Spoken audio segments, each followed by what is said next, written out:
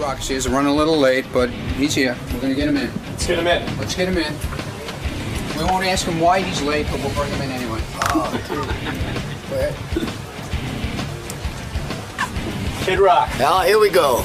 Come on, grill me. I'm on the hot seat. Let's do it. What are we talking about today? Hey! Nothing positive. There's a lot going on here. You think? Yeah. Why? I already hear the voice. Why? In Hollywood, and they don't. Kid Rock, why did you punch Tommy Lee Jones? He's an Academy Award winner. So you already know what he's going to ask you about. Absolutely.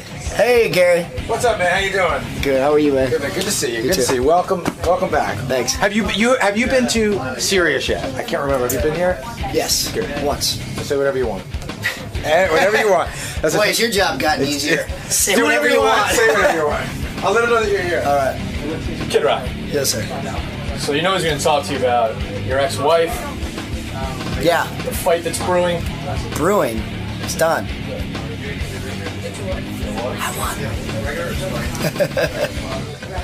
It's free range in there, huh? Yeah, like free range chicken. Have fun in there. All right. Hey, Howard. Yeah. Kid Rock is here. Oh, good. We got to bring him right in. You ready? Bring him right in? Yeah, let me switch my glasses. Show him some midget porn. I'd like to look nice for Kid Rock. No, I got to switch glasses for TV. I don't look good in regular glasses. We've determined that after much study. Well, Kid Rock looks like Will. That's Will, Robin. That's not Kid Rock. That's Kid Will. Oh, there's Kid Rock. See, he's got his sunglasses on. I'm putting mine on, too. He must have heard that he doesn't look good in regular glasses. You look better than ever, dude. And, like, you look healthy. And are you not drinking or something? Where am I talking to? You lost that belly? It's in your I got headphone. you. Got a new high tech. The last time we saw him, he was in good shape. When, maybe you saw him. I am in good shape. no. You look pretty good too. He had a gut. Robin, you look. When you were going out with Pam Anderson, you had a gut, you had a little bit of a belly, because you always wear the open shirt and Didn't stuff. matter anymore. I know, but now you look good. Now he's got to catch Now, a girl now I'm again. back at the market. I'm like, I better get it together. You dropped some weight, right, brother? Yes, sir. Yeah, I see you doing You know, the workout. that's a result of switching from beer to vodka. Does that Is help? that right? Yeah. Yeah, Vodka sodas. I gained Although I weight. did drink about 8 beers at the Yankee game last night. But it's Sunday. All right. Look at you, man. I can't even keep up with you. I haven't seen you in a while. I mean, now you got the new album. We were just playing your new song. The last time you were hanging out, he was with Pam, right? Oh, yeah. He was doing the wedding tour. Yeah. You know what? Funny story. I actually tell everyone, I was like, getting married was some of the most fun I ever had. Look at you with a WLLZ. It honestly was very fun getting married. I had so much fun getting married that I did like 5 times. Yeah. Now, being married sucked. Right. Getting married was fun. Getting married was fun. Look at you with a WLLZ T-shirt. Are they still around? How about that? Are they still in business? No, they went out like You know how in the old that 80s. is? Yes. That's when I worked in Detroit. I know. Look at you. But you were LBS, what was that, 1027 or That was a 106? WWW. That was 102.7. No. 106.7. 107. Like, it was at the end of the Yeah, dial. 106.7. It was almost off the radio. No one knows what we're talking about. W4 in Detroit. W4. Everybody knows that. WWW4. So, I don't even know where to begin with you because there's been so many things that have happened in your life since I last interviewed you. But we were just playing the country song you wrote about Pam, and we didn't understand one line. She wants things that we don't got. She doesn't complain about things Like that a I don't house in got. California. Is that what it was? Like when you got married to her? I can't, I was going to say to you, I can't even imagine being married to Pam Anderson because... Bad move. Why buy the cow when you get the milk for free? True, but also she is so... She's Bitter. she's a she's a party girl. And Did I say that out loud? It's not that I didn't mean to say it. It's just I wished I wouldn't have. But you put that off for a long time. Like you knew enough not to get married. Yeah, you two broke up even at one point. You had been engaged and it ended. Yeah. How the hell did you get married? Do you think it hurt your career being with her, getting married? It definitely overshadowed the music. But, I knew what I was doing. I'm not dumb. I knew I was jumping in. I knew the stove was hot, and I wanted to put my hand on it. Were you so in love? Yeah, I was. I was completely blind in love, all that. The whole thing. So how does it go horribly wrong? So quickly. In 4 months. Yeah. I never get that, but I kind of get it. But wait a minute. Money? What do you mean? Tell me the money story. You got money. Money shouldn't have been a problem. That's is the the problem. problem. He's I got have money. money. She doesn't. See, I always told you Bingo. Pam doesn't have money. Yeah, you always said that. But, I don't understand how, again, so what? She doesn't have any money. What's the problem? Because the worst thing in life, if you really think about it, is to be famous without money. It is. because she needs money. In other words, if you think about Pam's career, Baywatch, she didn't make any money. Playboy doesn't really pay you any money to be naked in the magazine. You use that as a promotional vehicle. Right. She really hasn't been in any hit movies, except for like a cameo in Borat. She did Baywatch, then she had VIP. You know what you got paid for that? She had How Home much? Improvement. How much did she get for Borat? 0. Nothing? Right. So, Dugats? but didn't she get a lot of money from Tommy Lee when they divorced? He ain't got money either. Motley Crue didn't have money? Motley Crue did. He didn't. I think he wrote one of the songs for my, obviously I'm in that world. I've been around. And Right, you know. Oh, that's right. You see, he writes, Kid Rock writes songs. Right. That's a major thing, right? That's because the publishing and shit, right? That's right. I thought, see, but I thought Tommy I thought Lee. the touring would put money in his Yeah, but not like pocket. writing songs. now when you got to split it 5 ways. Yeah, no, not like writing songs. All right, so explain something to me. All right. So Pam Anderson doesn't have money. Does she start right away writing the checks off of your account? Does she start right away? No, I set up a joint account. You did? Some of this stuff I don't know if I can talk about because it's like Fuck yeah. Oh, you fuck yeah. Yeah, He's like, come on, get a lawsuit. It'll make my show bigger. What about... Cost you money. gotta Now do you it for get the it. show. When you say someone doesn't have a lot of money, in other words, less than $3 million? Yeah. Wow. Less than $3 million. What the fuck is she living on? You like I figured this show out? Like nodding. No physical answers. Right, okay. Nothing wrong with nodding. I can interpret. She was doing a lot of shopping and wanting to buy a lot. She hardly wears anything. When we What the- went into this, Yeah, there's no when she went into clothing. to my new become bachelor pad in Right. Malibu, California, which is a pretty nice bachelor pad. It was all about like, I don't care about money, this, that, and the other, blah, blah, I don't care. We walked into this house to check this $12 million house that I bought, and it was like, if we don't get this house, I'm going to throw up. Oh, wow. So there's a lot of pressure there, and that'll just Swear. Yeah. that'll freak a guy out. But then also, what I read, and just clear this up for me. Because everything you read's true. No, but she disrespected the mother of your son. No, my mother. Oh, She your disrespected mother. your mother. My mother and my sister hated him. Right. And they were very instrumental in helping me with my son. And, we're always around for me and everything, this, that, and the other. So that was a lot to stomach. So when she told you When stuff like that started going off, then I was like, because when you're in love and all this stuff, you don't see anything. You're like, wow. You didn't But even then notice it was happening. When you see stuff to affect your children and your family and friends start to, that'll do it. then you're like, you know what? This might have been a bad move. She would So treat let me she ask would you treat something. your mom like crap. Listen, Howard, I'm like, they didn't get along. He's like, she was mean to your mom. Well, was she mean to your mom? Your mom is who She you was, love. she was very vocal with me that she didn't like my mother. Oh, that'll do it, man. That'll end any relationship. But let me ask you something. Was there a difference between pre-marriage Pam and post-marriage Pam? She sold you a bill of goods, in other words, like she... Yeah. You know what? It happened like this, though. A good friend of mine who ended up, Diana Jenkins, who's ended up becoming best friends with Pam as well, like invited me to her boat in the south of France, and I was doing a show in Montreux in Switzerland. So I jumped on a helicopter, flew in, boom, get on this boat. No clue what's going on, because when me and Pam broke up the first time, I was like, I want nothing to do with her. I don't want anything to do with that world. I stayed away from it. Right. I get to this boat.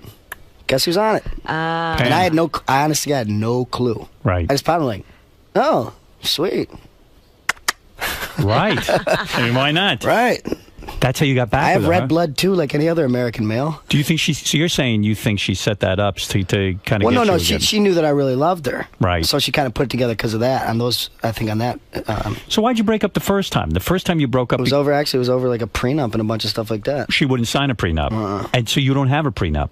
You married her without a prenup. Yeah. Oh, no, my but she actually asked, she said, don't you want to sign a prenup or something? I said, you know what? Let's not have that overshadow the wedding. We'll sign it afterwards. We'll do a post-nup. Oh, that's crazy. Yeah, some post-nup. As I got the gun to my head, like Have you lost a lot of money now because of none. this? Zero. It was Because actually very smooth. because it was a short marriage, you can say, hey, I wish I could tell you the story, but it's like in this confidentiality thing with the divorce thing. Oh, Right. so okay. But I wish I could tell you that story. somewhere, but tell me yeah. the law. Listen, Kid Rock knows the law. Yeah, California law is half of the day you get married, half of everything. Of what you earned during that Which time would have been period. half of this new record I got, which is my best record ever. That's what people are saying. I just started listening to it. Let me ask you something. But if I told you the reason, you'd absolutely be... I can't... Yeah, I know you're going to try to get out of me, so don't... I can't No, say I'm not trying to get it out of you. I'm trying to understand the law. Is it half of everything you have, or is it half From of... that point. Right. When you get married. So you from were that only point. married for 4 months or something, so you couldn't have earned that much money. But in did you bought a buy fucking house? $12 million Right, house. Yeah. Oh, but you That's didn't what I'm earn. saying. That's the money you No, but had. that's No, a but possession I was of the writing my marriage. record. I was writing this record that's gonna make whatever click, cling, cling, cling, cling, cling. Right. Oh, I see. So she gets half the house? Nah, fuck no. The marriage was consummated. By the way, it's not as fun to say fuck anymore now that you're allowed to. I know. Yeah, it's better to say it when you're not allowed. But at least people can hear it now. Yeah, before it just be chopped up. So the marriage was consummated, though, right? That's not the loophole. You didn't. In other words, you definitely banged her after you guys got married. Yeah. Because according to law, if you don't, did you say consummated? Yes. If you don't get banged during your marriage, the whole thing's annulled. Oh yeah, then no, I definitely didn't bang. They were one couple, I'm pretty sure, that consummated. Like David Guest and Liza Minnelli, there's an issue, but I think they consummated. Is she the best sex though you ever had? I mean, like for you, she blew your mind. Kid Rock gets sex. She blew more than my mind, Robin. Right. But I mean, I know you. I always tell people, if you were me, you'd do the same thing. I know the ladies like you. It's not like you're having trouble getting a date. So, like, for you to marry I honestly her, had this whole idea of like, a son, he's gonna have a mother, and we're gonna have this family and live in Detroit on 30 acres, and we're gonna be fucking Farmer Bob and Auntie Pam and all this shit, Right. I was like, and then I'm finally like, dude, my buddy told me the other day, he goes, all right, get off it. He goes, you're in a fucking band. It's pretty successful. You have the kid. You have custody of the kid. You're there. People like your songs. Why the fuck would you get married? What's the matter with you? Right. And it kind of, I go, you know what? You're right. Thanks for, you are a good friend. Did she move her and the boys to Detroit? I uprooted my son, who I'd raised in a small town in Michigan. To California? To Malibu High School. Oy to vey. Wow. Was he freaking out? He was a trooper. I got to say, he was a trooper through it all. It's weird getting serious on your show, by the way. No, get serious. He was a trooper through it all. I'll tell you a funny story though. I picked him up the first day from Malibu High School. I go in there, and I'm like, I went in and we met with the teachers, and I was like, hey, buddy, how was school? He's like, it sucked. He goes, all these kids do here is ride skateboards and do drugs. I looked at him. I go, hey, stay off them fucking skateboards. No, but he was a trooper through it all. He went through it, and then when we got back to, I think it made me too. It made me really appreciate, as well as him, like the support system that I had in Michigan and where I was from, and having my feet grounded. It was probably one of the better things I've ever done in life. Is you got to go through things to see the other side. That's so important for a kid, like to have all of that. Was Pam nice to him at least, his stepmother? She tried to be nice, yes. She was nice, but... And did he get along with those other two kids from Tommy Lee? Love her kids, yeah. They were like brothers. They were good. They were like good brothers. together. They loved each other. Although she made him sleep in another room. Like, they had triple bunk beds. Yeah. And, like, literally, he had to sleep in this loft because she thought he was going to, like, hurt one of her kids. Whoa, wait a second. No, wait a second. Wait a second. You're saying the two boys sleep together. He is ostracized. We got and triple bunk beds. 3 bunk beds, so they could, because they all wanted to. We had a very small beach house. It was tiny. Yeah, but wait a second. How does Pam say to the kid, or how does she say to you, "I don't want your son"? Is there such a vast because there was like a age thing going on where like her oldest boy and him would like tease, like have fun at night, tease him and like be like he's giving them nightmares. They're they're kids. They're gonna punch each other. They're gonna tease each other. They're 3 freaking boys. This and is like, I mean, just the level of insecurity is unbelievable. Oh, poor you. But wait a minute. How does Pam get in charge of everything? How? Because first of all, pussy? she's a broad. Yeah, she's a broad. This is what I wanted to point out. No, girls are always in charge. This is what pussy does to guys. Well, look at that pussy, though. That's some pussy. That's snapping gyro. It doesn't matter. Whatever pussy gets you, it gets to do this. You're damn right. That's kind of true. The thing I don't get though is this fucking this shit you're putting up with Tommy Lee. Like just because he was married to her and now you're married to her. Was he jealous of you, or what is going on with that? Well, why he do you must need be jealous on several levels. Yeah, I think there's definitely jealousy issues. I mean, they both have them big time. But it was like talk about just being a thorn in somebody's side, and just, not only to me, but like to his kids, to her. At every level, just being a fucking thorn. What do you mean? He wreaks havoc on everyone. Just incredibly disrespectful, incredibly hey, I'll take the kids, not show up. Just try to make everyone's life hell. When you're like, dude, and I always just wanted to say to him, and I never did. And I always was I always spoke very highly of him to his kids too, because I didn't believe in doing that. I went through a custody thing with my son. And I understood from counseling and being at things that like, hey, never talk bad about the other parent. Right. I never talked bad about my son's mother. Right, and it's tempting to get into that, but you don't do it. Didn't at all. Right. So, but this guy, it seems to me he's obsessed with you. You went to, I don't even know where the hell you were. VMA Awards. The VH. I don't know, fucking award show, okay? You're at this award show, the MTV award show. You're minding your own business, from what I understand. Yeah. You go to the bathroom, you come back to your table. Who's sitting there? Tommy Lee in your chair. Which I was like, wow. I was actually, I mean, I just snapped and did what I did. But I was like, but now in hindsight, I was like, this guy's got fucking balls. So he sits down in your chair and you said, that's it. That's fucking it. No question. You pop him one in the face. He was like right next to my chair. It was like basically he was sitting in my chair, but it was like, but we had been switching seats all night, the people I was with, so. Why was he doing that? Why? He knows you two don't get along. Why was he there? Let's start there. Was he there with Pam? No, he's 41 years old. He's not in a band anymore. He wasn't asked to present. Listen, I don't go to these award shows because I like to fucking watch overweight people lip sync. Right. I'm there to promote my record. Right. The same reason why I'm talking to you right now about this bullshit. Exactly. Because I'm hoping you're going to say Rock and Roll Jesus about 8 more times. We're going to play Rock and Roll Jesus. Right. We're going to talk about it. But that's why so I'm there. Fascinated. But I'm like, why are you here? I mean, surely I can find something better to do in Vegas than fucking sit here. It's like going back. It's like you want to go. It's like hanging out at the high school party when you're like 35. There's no reason to go. Don't go. 45. I'm sorry. Yeah, it's a job. It's work. Do you think that he seems to want to always be around Pam because he was annoying Pam and Pam's talking to him from the stage? Right. Well, didn't they show up there together? My buddy said to me, he goes, I could have told you when you got married. You were marrying him as well. Right. Well, I was like, that kind of made sense. Yeah. When I said it in hindsight, I was like, yeah. Absolutely. Listen, because he's Too bad I have a dick like every other guy in the. Yeah, like for a while, the big head was not thinking. Although you did. You know how you have this guy on this shoulder, the angel? Yeah. You were with and the her. devil on this shoulder. Whenever I go out, this fucker never says a word. When you were, but I'm telling you though, you had a lot of time with her. You even broke up with her at one point. I couldn't believe it when you were getting married. And then this whole idea of getting married in how many marriages did you have to her? 10? And I was like 4 or 5. What was that? What's going on there? I told you, getting married was fun. Yeah, but who did you get married in front of? I mean, we did married in Nashville. We did in Detroit. Why we did Nashville? Beverly Hills, because I had a place there. And you had friends there. Yeah, it just seemed like a good idea after drinking one evening. And would you get in a suit and tie for these? Fuck no. What would she wear to the wedding? Nothing that would make a good story. Is she the best, lay you ever had? It was fun. Yeah, huh? Well, she's wild. Huh? She wild?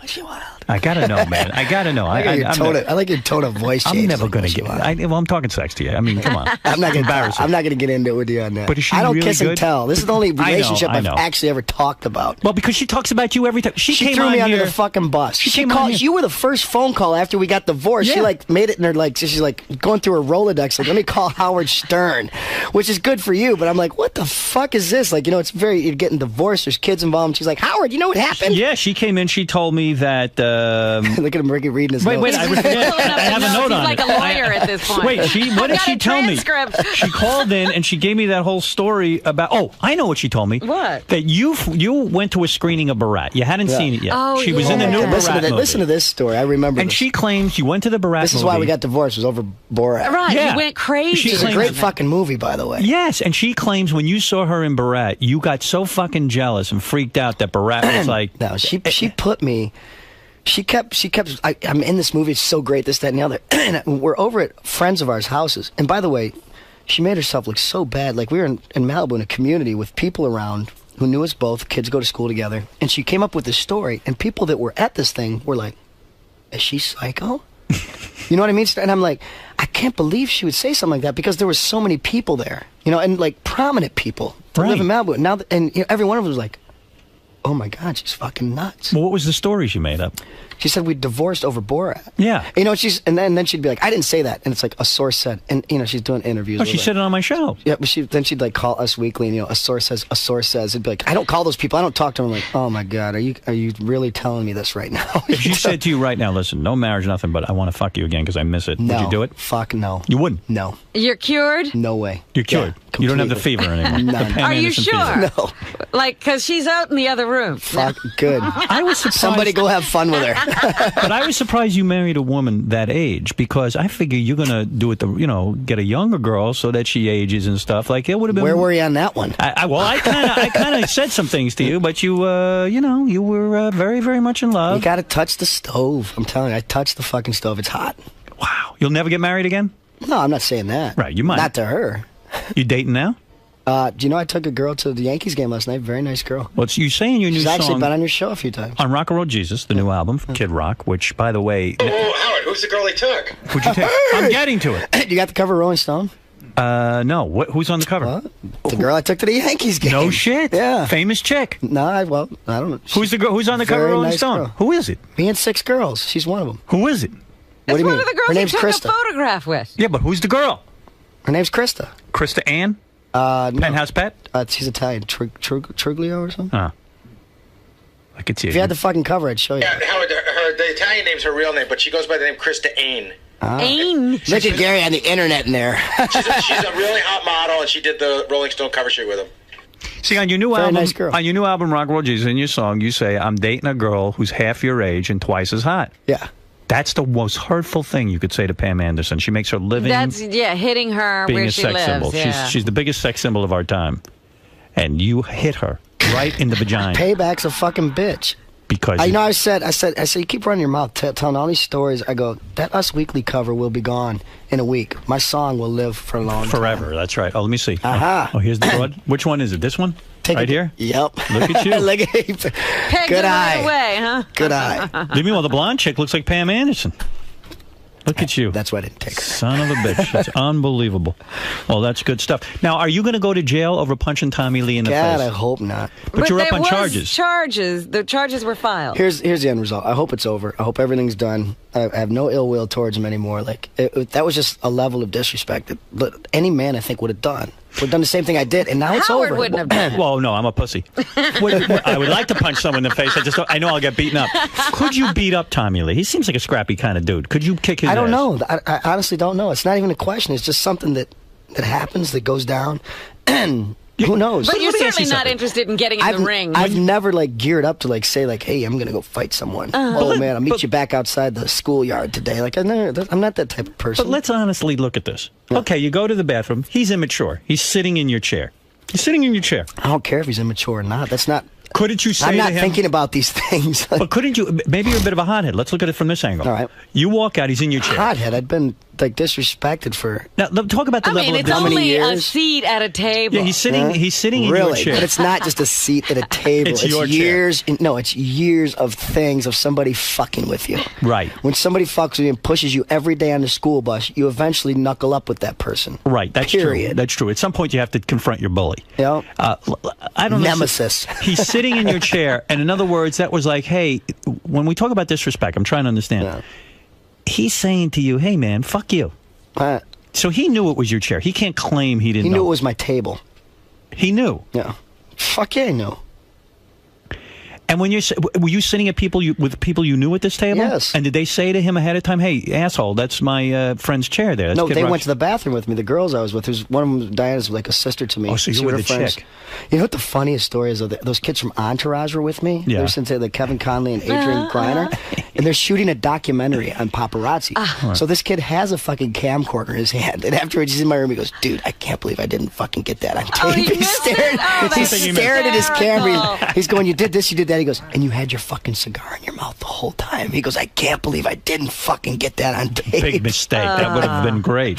Poor kid. So, Nice kids. so I'm trying to understand disrespect. So he walks. So he did that to taunt you. Disrespect is From years. I building understand, up. but he's sitting in your chair. So you could have gone over and said, "Hey, Tommy, get the fuck out of my chair." But you chose Well, I not did to. that. You did. You said to him, "Get the fuck out of my chair." With his hand. Did you bitch slap him or you punched him? What? You hit him in the face. Now, he got up and he claims he tried to fight with you, but they held him back. Oh, you know how that goes. Is that a lie? Was he No, no, that's actually very accurate. and what happened? They held him back? They went like this. He's like, I'm like, we're standing there, and And then he started fighting back. Oh, after... He waited to get grabbed. He waited to get grabbed, and when he got grabbed, then he tried to break free and fight you. Is that what you're saying? you! Yeah.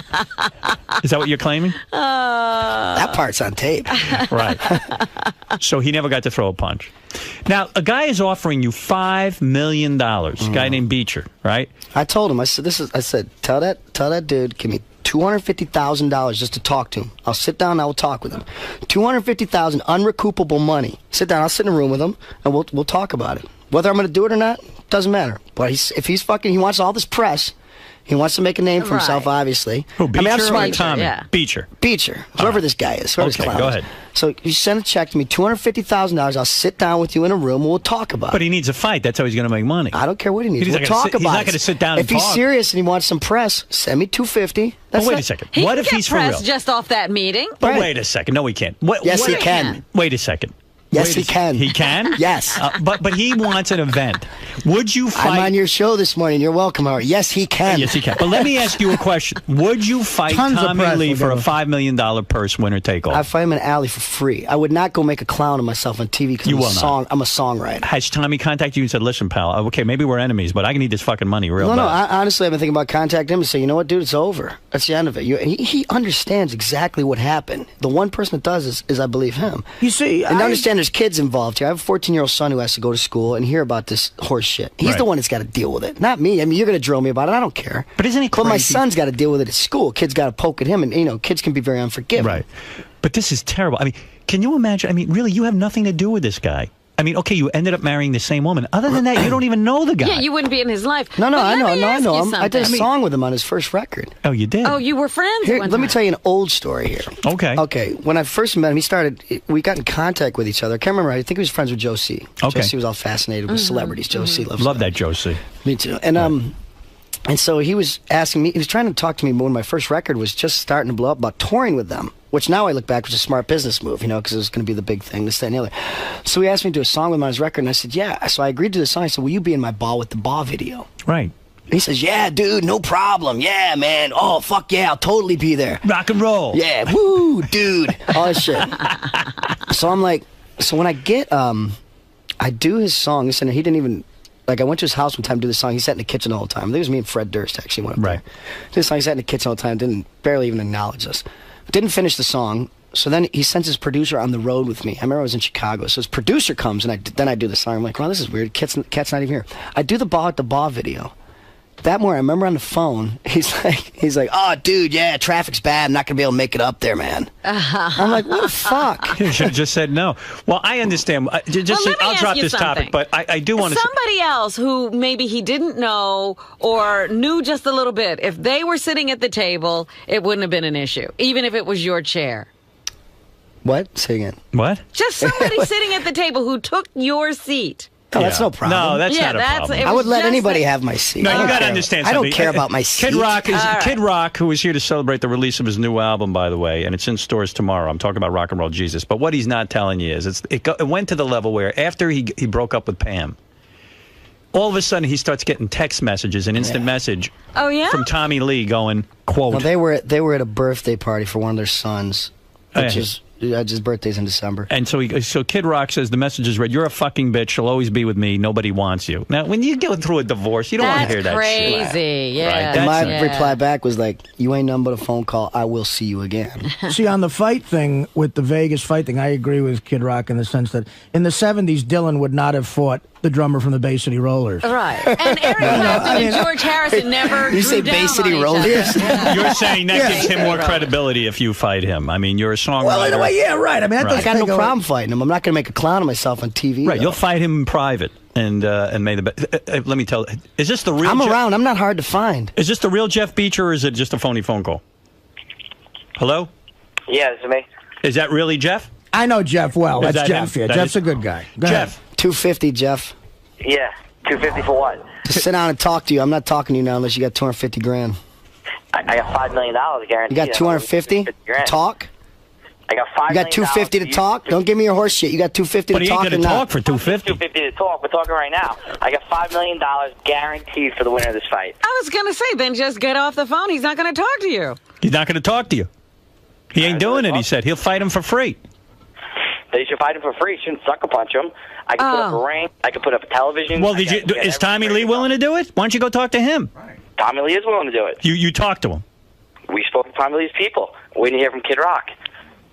Well, you still haven't heard from Kid Rock. He wants $250,000. He wants $250,000. I'm his agent. I'm not paying someone $250 grand to sit down. We'll pay $5 Then you're not million having a to win. boxing match because he's not going to talk to you. I wonder if Tommy would fight Pam. That'd be a good matchup. Who do you think would win? Jeff, Kid Rock has taken off his headphones, which means his microphone is off. He will not talk to you, he says, unless you pay him. I'm not paying him $250,000 to talk to him about it. Well, then you have your answer. That's it, Jeff. What can I tell you? Hey, we tried. All right. Thank you, Jeff. All right, guys. All right. All right. You can put your headphones back on. You're a tough negotiator, aren't you? Now who's the sucker? It's unbelievable. So now the new album is out. You have a... And people are like, the kid still makes music? Well, that's what I said. I said, I thought Kid Rock used to be a musician. All right, because all I read is about your fights. My fights. Come on. And who he's Robin. banging. I know. Who's he punching? Who's he fucking? Oh, Jesus. No pun intended. That's right. And you know, and the other thing was, too, just to bring up one last thing, I was surprised with the Hep C thing that you weren't nervous about that. Well, do you know she threw me under the bus on that one? What do you mean threw you under the bus? You know, obviously she told me she had it. It was around Christmas time, one of them years. Right. So, and you know, she kept it quiet in the media. So I just kept it quiet, too. You know, I was like, shh, you know, nothing. Right, so I go on business. fucking, like, it was one of those, I think it was Good Day LA, something. I went on this morning, like, news show in LA. Well, the night before, she put a press release out saying that she does have hepatitis C. I go on this news show, and I'm sitting there. She failed to tell me this. Didn't tell me. I go to the fucking news show, and I'm sitting on there, and they're like, so Pam's hepatitis C? I go, yeah, no, she doesn't have it. You know, I'm playing it off, this, that, and the other. They're like, no, she put out a statement. And I'm like, you guys are crazy. No, I think they're trying to, like, throw, and, like, I mean, fucking, I'm sitting there, like, and then I get home, and I'm like, how could you do, what, why would you do that?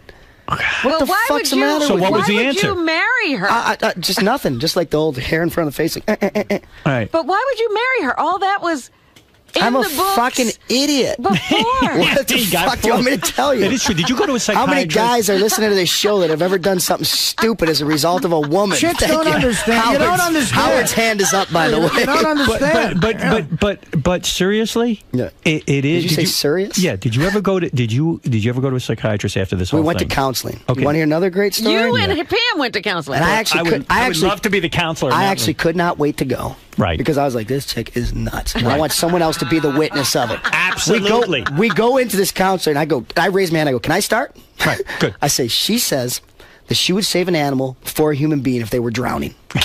I go, take the floor. And the counselor's like, then she's like, and she's getting on there, and the counselor says, did you say this? She goes, well, yeah, I just think that, you know, animals are so innocent and human beings can be so mean. And I'm like, are you listening to this? I'm looking at the counselor. Are you hearing this shit? So finally I go, okay, answer. So the counselor goes, let me ask you a question, Pam. And he says, what if one of those human beings that was drowning was your children? Okay. Good question. Great answer. I'm like, Yeah. I'm like, see, she's fucking nuts. So there it is. So and then what we did she never say went to back. that? And then we never went back to the counselor. She didn't like it. We never went back to counseling. But did you ever go to a psychiatrist after the divorce to ask the question, why do I marry this kind of woman? Actually, a friend of mine did send me to. I went one time to a counselor in L.A. And?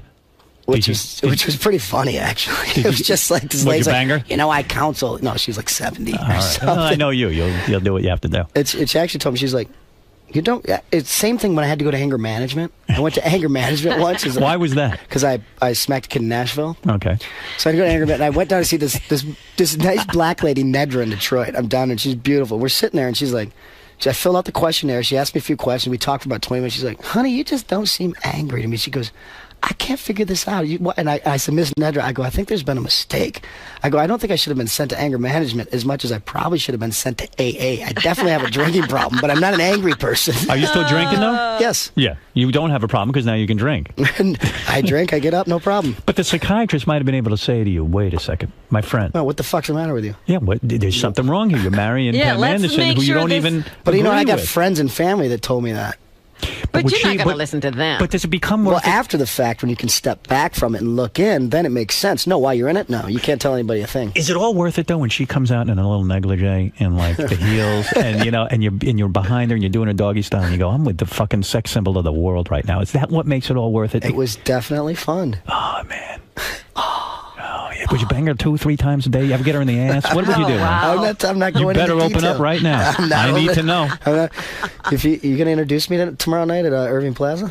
You're playing tonight. Oh, I should say that. Kid Rock. It's sold out. It doesn't matter. No, I know. Just promote the record. I'd like to go see it. Why don't you fucking play on a night that I can go? Can you play Thursday night? Can you switch it? No. What do you mean? I can go out to play Thursday night, Friday I go night. on at like 8 o'clock at night. You can introduce guess who goes me? to bed at 8 o'clock? See? Okay. Howard will introduce you for 250 I'm not telling you how the sex No, is. I would. I'm not telling you. If I come out there, would you tell me how the sex is? Yeah. You would? You got to introduce me. I would introduce you anyway. It's just because it's Monday night. I would is not I will. Kid Rock's new album, Rock and Roll Jesus. You are good. Kid Rock's new album, Rock and Roll Jesus, is in stores tomorrow. One of the best reviewed albums. I think this is the best reviewed album of your career. It's my best record, hands down. Because you're angry. Don't get anger management. You know what they always say, that you make your best music under turmoil and shit in your life. And I was like, that's bullshit. I'm a songwriter and I know what I do. It's true. What do? You lock yourself in a room when you have to write Rock and Roll Jesus. And why do you call it Rock and Roll Jesus anyway? Are you Rock and Roll Jesus? Yes. You are. And when did you get into this cigar? I'm sitting here watching him lick all over the cigar while you're trying to ask him questions. It's driving me crazy. That's No, his thing. I stopped smoking cigarets. Oh. He's trying to kick the habit. I see. I kicked the habit, smoking back some time ago. Look at you. And you switch like genres. You go from country to you seem to do it all. Yeah. You're a good singer. Look at you. Creatively confused. You can see Kid Rock tomorrow night at the Fillmore at Irving Plaza, New York. For more tour dates, of course, go to kidrock.com. It's sold out. Oh, it is sold out. Well, the people who have tickets can see it. Well, they can see it. Well, I'm sure people can get in there, go on and get scalp tickets or something. Yeah, something like that. And you recently performed for the troops in Iraq. I went at Christmas last year. How scary is that? That was a little freaky. Did you get shot at? No, I mean, not that I know of. Yeah, I would be scared. Artie tried to go. They won't let him. They won't let Artie go. Because he's on their show. Get the fuck out of Yeah, here. I Well, got you turned down tried to too. go too, right? Yep. You know what? They actually wouldn't let. The first time I went with the USO, my buddy Jesse James, the bike builder. Right. I told he wanted to go too. I said, you should take this guy. I said, the kids will love him over there. They know Right. his show. He builds bikes, this, that, and the other. Right. And they're like, no, we don't know who he is. We're not taking him. So I put him on. I listed him as my tour manager. And he went with me. And he's like one of the most popular guys. They had every celebrity in the world. A basketball, actors, this, that, musicians, all this shit. And he's like, most popular guy over there. The USO's a little dated. They do great things, but they're a little, But isn't it funny wait how a we minute, can't go, but Kid Rock can go? He's got anger management. Yeah, You can he's go. in If you wanna trouble go, I all can the hook it up. time. No, it's not about popularity. It's about that they don't like the show. There's other ways to go besides USO. I didn't go through the USO at Christmas. I called my buddy who's a senator, Bill Frist in Tennessee. Look at you. And we're Look talking. at you with a buddy. My buddy Did I just drop that name? Oh, Yeah, wow, look at you. Pick that up. We don't have buddies who are senators. Really? The key point being, I do. I figured out a way I'm going over. I'm enlisting. Yeah, there's a way. If you You'll fucking go see. I'll tell you, if you want to go, yeah. we can go. Really? So wait a minute now. Seriously. You're friends with Jesse James. You hang out with Sandra Bullock? Yeah. Oh, look at you, Mr. Oh, yeah? Hollywood. Thank God you're dropping the Ever names see and her in not me bikini? now. How's she look in a bathing suit? Very excellent. Let me ask you something. How come you were a crack dealer, right? At one point in your life? Yes. Yeah. I mean, you sold crack. Yes. Right. But you grew up in a wealthy family. Yeah, my dad had a car dealership. And you made the conscious decision to move to a ghetto neighborhood Yeah. and live among street poor, life. poor people. Yeah. Because why? Because you want to be a better artist? The music. The music. You really do there that? was the music, it was the culture, it was everything. So you never asked your dad for a dime after that, and you started I dealing never asked him for a crack? dime before that. Wow. It was like that was the ultimate freedom to me, was to be my own self-identity and make my own money. But why crack? Because heroin That was was- slow market in Detroit. You got to be a marketing genius. As a crack dealer, how much could you make a week? Nothing. I'd make like $120, $150, every couple days, and I would go spend it on records so I could play them at the basement. Would you parties. smoke the crack though too? No, not that. Was years later. Years later. You did smoke crack. Yeah, No kidding. that was. How fun. is that? It was good. Yeah, but I mean, highly addictive. Even right? Artie wouldn't smoke crack. No.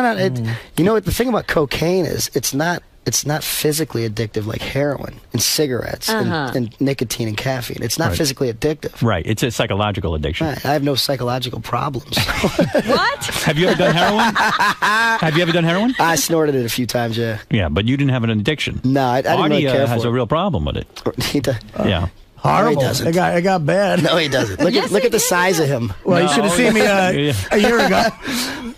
Look at Where would you sell crack? I mean, I'm sure a lot of your old customers Mount are probably... Clemens, Michigan. No kid. A lot of your old customers must be like, wow, that's Actually, I got all the. I got the clientele. It was usually the white kids that come to like construction workers and shit, because the black kids would fuck with them, Right. And like throw fucking 40s off their car. And Dick, when I'd be like, look, dude, I'm white, just like you. Come through here and get your rocks from me. Right. I was like, I'm smart. Shh.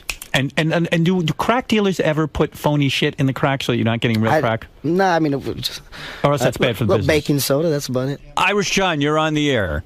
Hey, Howard. Hey, kid. I heard great things about the new album. I wanted to ask, kid, would you ever date Britney Spears? No.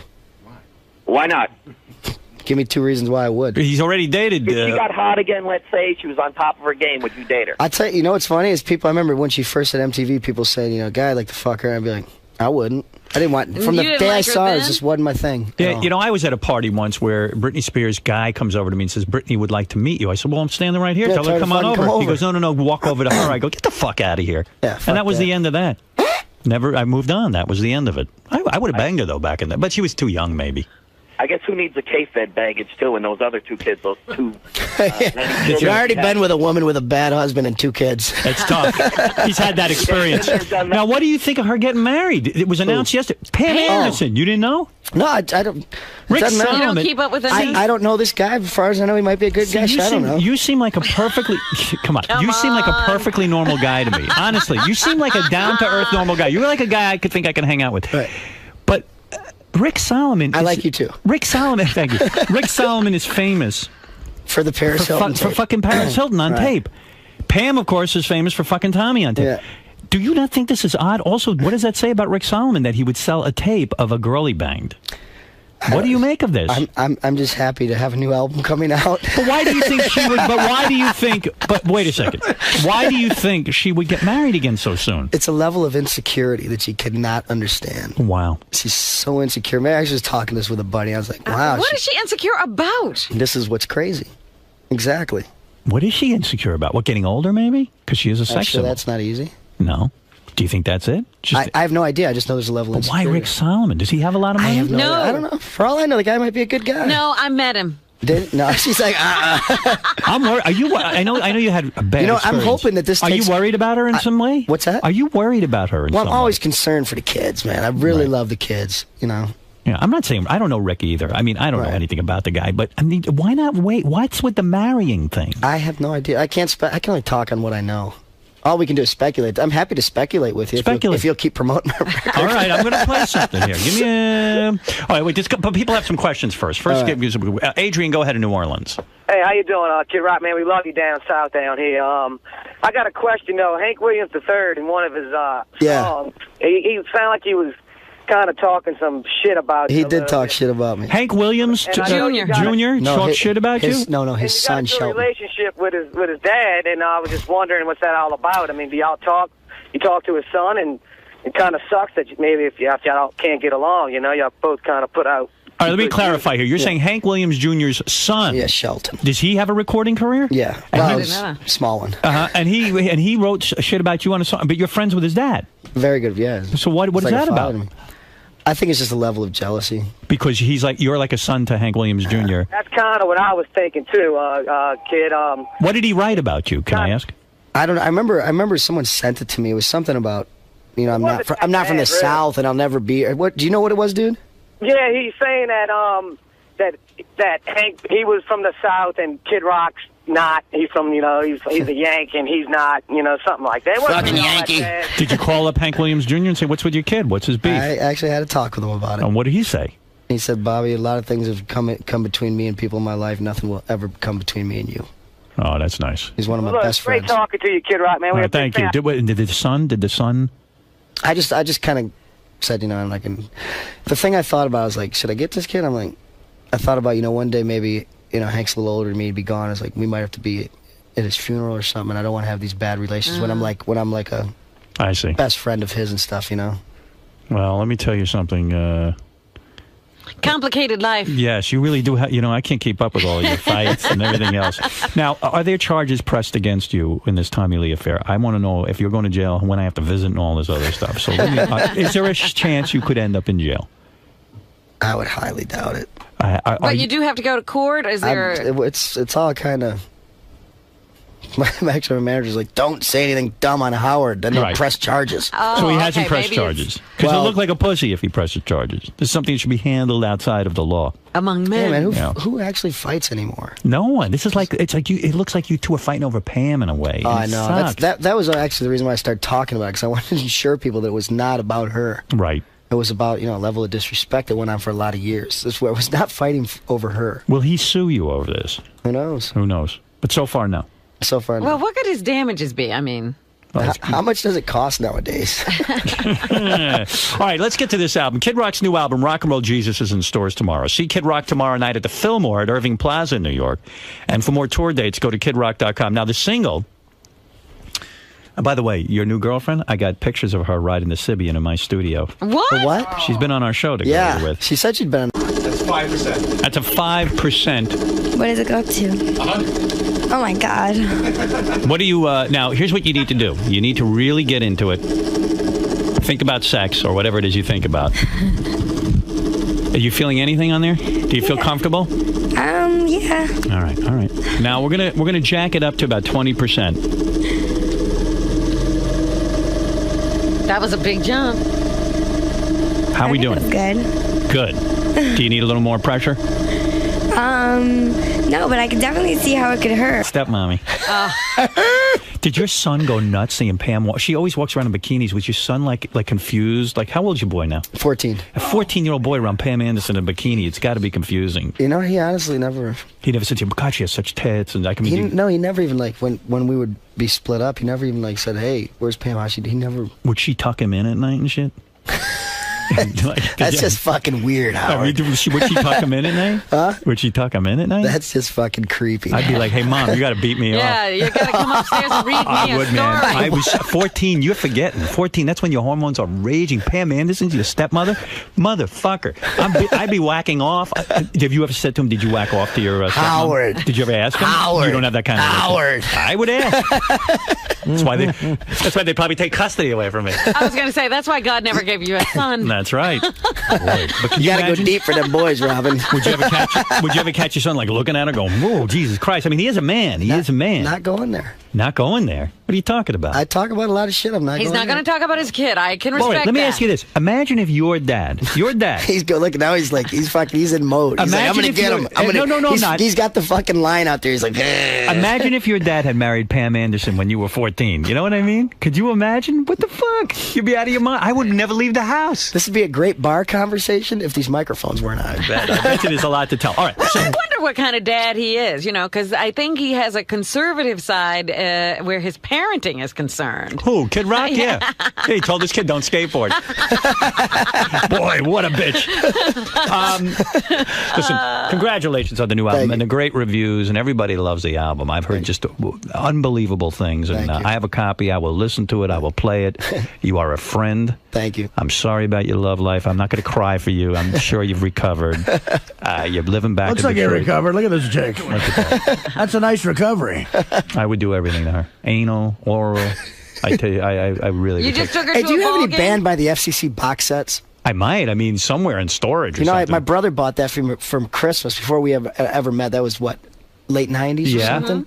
Bought that for me for Christmas when I lived in New York one year. And all I have is the box now. I don't have the CDs that were in it. Oh. I can get you that. Hey, Gary, make a note quickly for Kid Rock. Band, what is it, Crucified by the FCC? Crucified by the FCC. I would like, if I don't have the signed box... copy, Gary. I'd like one for my brother, Billy. I'm writing it all down, Mr. Rock. All right, get right on that immediately. Billy Rock.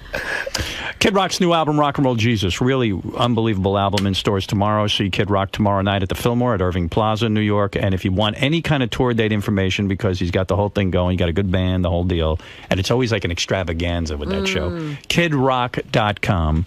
And it's just always great to see you. Nice to be back. Thanks for having me on once again. And that T-shirt you're wearing brings back a lot of weird memories for me. WLLZ. And there were 4 rock stations in Detroit, and every one of them kicked our ass, including WLLZ. WABX? All of them. Commercial-free WLLZ. Really? Wasn't fair fight. All right.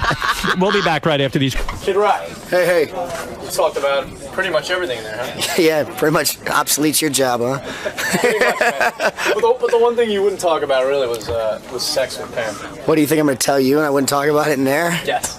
Shit, you better get a microphone and a better job. So what's it like in there? I mean, is it uncomfortable, really dishing the real personal stuff to Howard?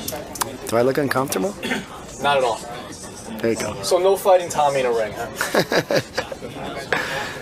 You make a good, you're kind of like, You kind of like a second course meal. Things get done. And they're all good at what they do. These are all the kid Jason who co-hosts the show is an amazing carpenter. And he works like a dog. Hey, so Gary, who are these little peckerheads playing pool on your pool table? Those are my kids and their friends. I have. You let your kids and friends play on the pool table? Yeah. You know they're gonna wreck it. On it, like on top. No, of it? no. They're playing pool. They're playing pool. They're gonna wreck it. No, they're not gonna wreck it. You know how many times little kids put a hole in the felt because they scratch it and. So I should not let my kids play pool on the pool table? Are you Don't let fucking them down insane? there, man. They're not coming near my table. That's right. Artie's not having those kids That's over. a man cave, Well, that's right. not a boy cave. That's a man cave, baby. Look at Gary's place. Howard, man. Let me see. Do you see the mural? Do you see the mural behind the bar? Look at this. Wow. Do you see Howard? Do you see what that mural behind the bar is? Look at these kids playing on the pool table. I feel like Gary's the president of the United States. That's the 1986 Mets, that mural that they put on there. All right. But you know, the premise of the Man Cave show is it's supposed to be my man cave versus Artie's man cave, and I said that's totally unfair because I have a family and Artie's got hot chicks dealing poker. Right, well, that's why, because Gary has kids. They didn't do the hot chick thing, but I had these two smoking hot chicks. Saragusa pulls up in a fucking huge... No wonder there's so much divorce. Even on TV, they rub it in when you're married. Exactly. Saragusa pulls up. He's got this business, Goose Ribs. Oh, yeah. What? Garoose ribs? Goose. His nickname is Goose, Saragusa. Right. So he's got this business... Goose ribs. He's the goose. He makes ribs. The ribs, by the way, are phenomenal. He has these guys who are working for him. A big Winnebago pulls up with his face on it that says Goose Ribs, gooseribs.com or whatever. And they set up a whole like tent and made ribs all day. Oh my god! So on top of the sausage and peppers, every 5 seconds he's ordering more fucking supersized. See, that's what you got to have going on at this house. That's right. It's got to be party central. Every weekend you show up. Order from Goose Ribs. Get them down there. Get them making the ribs. He would do that. How would you got to understand? And Goose Ribs and Goose pulled pork are unbelievable. But you are going to be doing stand up the rest of your life because you're going to have to finance this lifestyle. I said, you know what? You got to get a dealer down there. You got to get the chicks serving the drinks. Yeah, you got to. You can't just have you dealing. You got to make it. Otherwise, it's not fun. Well, you know what's going by the wayside? My place in Hoboken, I paid off like a typical Gindaloon. I got no mortgage. I'm selling that fucker. Well, it's all going right into down there. So I got I told you. And who told? Hey, wait a second. I want some thanks. You were going to buy a stupid house up in northern Jersey. To buy down there on the Jersey Shore? He was going to buy a house near his house. Yeah, near his apartment. Well, thank you for everything. Thank you for the ability to buy because it. I won't have to travel so far. I go, yeah, but what's the point? You're never going to go there. Right. Howard, this is the best house of all time. Really? and it turned into this guy. It turned into the first hang. First of all, I got Robin with this 40, 74 degree magazine Yeah, you cover. got to get in there now. Oh my God. Robin can Robin can bring her boat. Yeah, I can pull up my boat right to his house. Excuse the fun here, but Gary, where's Bobby Duvall? I don't know. Oh, okay. It's cool. He's supposed to call us. But if he doesn't, that's cool too. Right. I mean, I got shit to do today. I have an enormous pier that goes out. Yeah. And what came with the house is 2 boat lifts that Saragusa was telling me are worth like 70 grand each. Yeah, boat lifts are expensive. And 4 wave runner lifts. So what are you going to do with that? Well, He's got to get toys. I got 2 wave runners coming. I wave runner? You know how to run? You're going to be on a wave runner? He did that out in Florida. Remember in Tampa for Bubba's wedding? Yeah, and they couldn't get that vest on you. Well, I'll get a bigger vest. First of all, I'm not going to wear a vest. That's for pussies. No, you have got to. It's a regulation. They'll give you a ticket. Yeah. Yeah, I know how to deal with the cops. All the cops were at my house eating goose ribs. There were, by the way. Are they the water cops? 50 cops came up to me. They just they come up to the house and go, You know I'm what a you cop got to and do, as man? such, I'm a the cop. only thing missing from that is you have to have a chick blowing you during a card game. Yeah, under the table. I wish you could have seen how hot these 2 Borgata chicks were. It was a blonde and a brunette. Yeah, but they're not blowing They were you. both. Oh, wouldn't it be funny if Artie had his own cocktail waitress? No. Well, I want to see Artie on his wave runner. Oh, that's He ain't a a wave. TV He's a show. wave maker. That's a TV show. Well, I got 2 I ordered already from Yamaha. They're coming. And one is Cocktail waitresses? One is me and Richard Christie were on the one down in Tampa. I got 1 2-person one and 1 1-person one. And then you got only a one. You got to get a 3-4 person. No, oh, please. that's goofy. That's gay. That's Robin, gay. aren't half of your boats gone? Like, do you still? I got all my boats. I have 2 wave runners. You do? I have a jet These boat guys. and I have a boat. I don't have any of this shit. I'm the host of this show. Half my boat's gone. I got my paddle boat. I got my kayaks. I thought one of your boats was gone. Robin has a Navy. First of all, Howard. That's right. I could launch a fleet. She could launch a war. All right. I don't My know. house looks like your house took a shit. I was out of your house. But I know. But I'm telling you, it was a nice big shit. It's spacious. Wow. This house is going to save my life. It's going to save my life. Well, I'm thinking your house makes my house look like it took a shit. Oh, stop. Every Gavone in Jersey, don't stop by. I got to figure out that. But Robin actually gave me a very good tip on how to avoid that. But so then Siragusa pulls out an official New York Giant helmet, right, signed by Michael Strahan. Wow, who's one of the I respect him. He's banging Eddie Murphy's wife and blah blah blah. He's making it. Hall of Famer, got a ring with them now, just retired, major player, probably a future Hall of Famer, I'd say. And he signed the Giant helmet, and then they framed all these things about my father, and just it's just an unbelievable job. Congratulations, man. They really go all out. That is amazing. Do it on the Do It Yourself Network. Irish John, you're on the air, new show. Irish John. Hey, Artie, what's going on? Congratulations on the new house. Right. Hey, I was wondering if Dana's seen the new house. Yeah. Has Dana seen the new house? Oh, that's the one thing that'll make Artie cry. I mean, what is it with you? I thought you were a friend. You're trying to make me feel bad? You got I'm a friend. I just hope she's eating her heart out. You got to show. Eating her heart out. Yeah, you got to show that house. No, Dana. Hey, Dana, that could have all been yours. You could have had that whole room going. Artie'd have to have a dog. All you had to do is put up with Artie. Yeah, well, some people like their dog. Some people think the owner of this house needs therapy.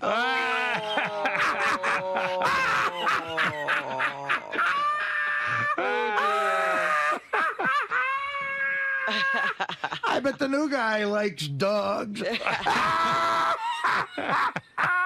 While you're sweltering in the city all summer.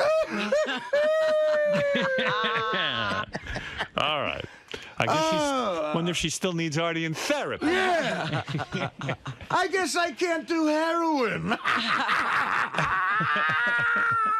Oh, don't do heroin while you're gambling. Sucker. Oh my God. Well, there you go. I love you, now, There's a Artie, happy in man. the rest of the house, is there anything in the rest of the house? I bet you're going to want to lose weight now when they get this new house. I do, actually. Yeah, I'm serious. Like, now you're an outdoorsman. But everything is built for laziness. The master bedroom, the drapes open up overlooking all the water, and everything's built for laziness. I put in a switch so I don't even have to get up. Right. Oh no, you don't even have to get up and open the So curtain. let me understand, you don't have to open your own curtains. You can just hit a button. No, I don't. I just switch. Everything's on a switch. And if that breaks down, the Mexican will do it. I'll have to yell to the Mexican. Well, don't yell. Just take the elevator down and get him.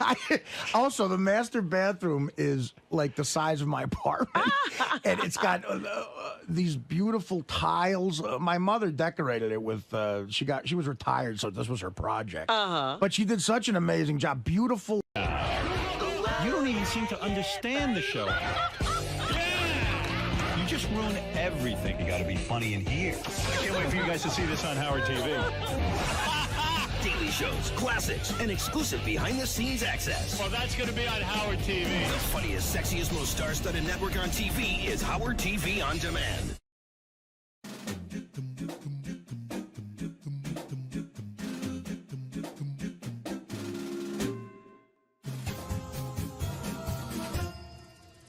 Hey Stern fans, welcome to Fine Time, the show where you, the fans, get the opportunity to ask questions and interact with your favorite Stern Show staffers, whack packers, and celebrity superfans.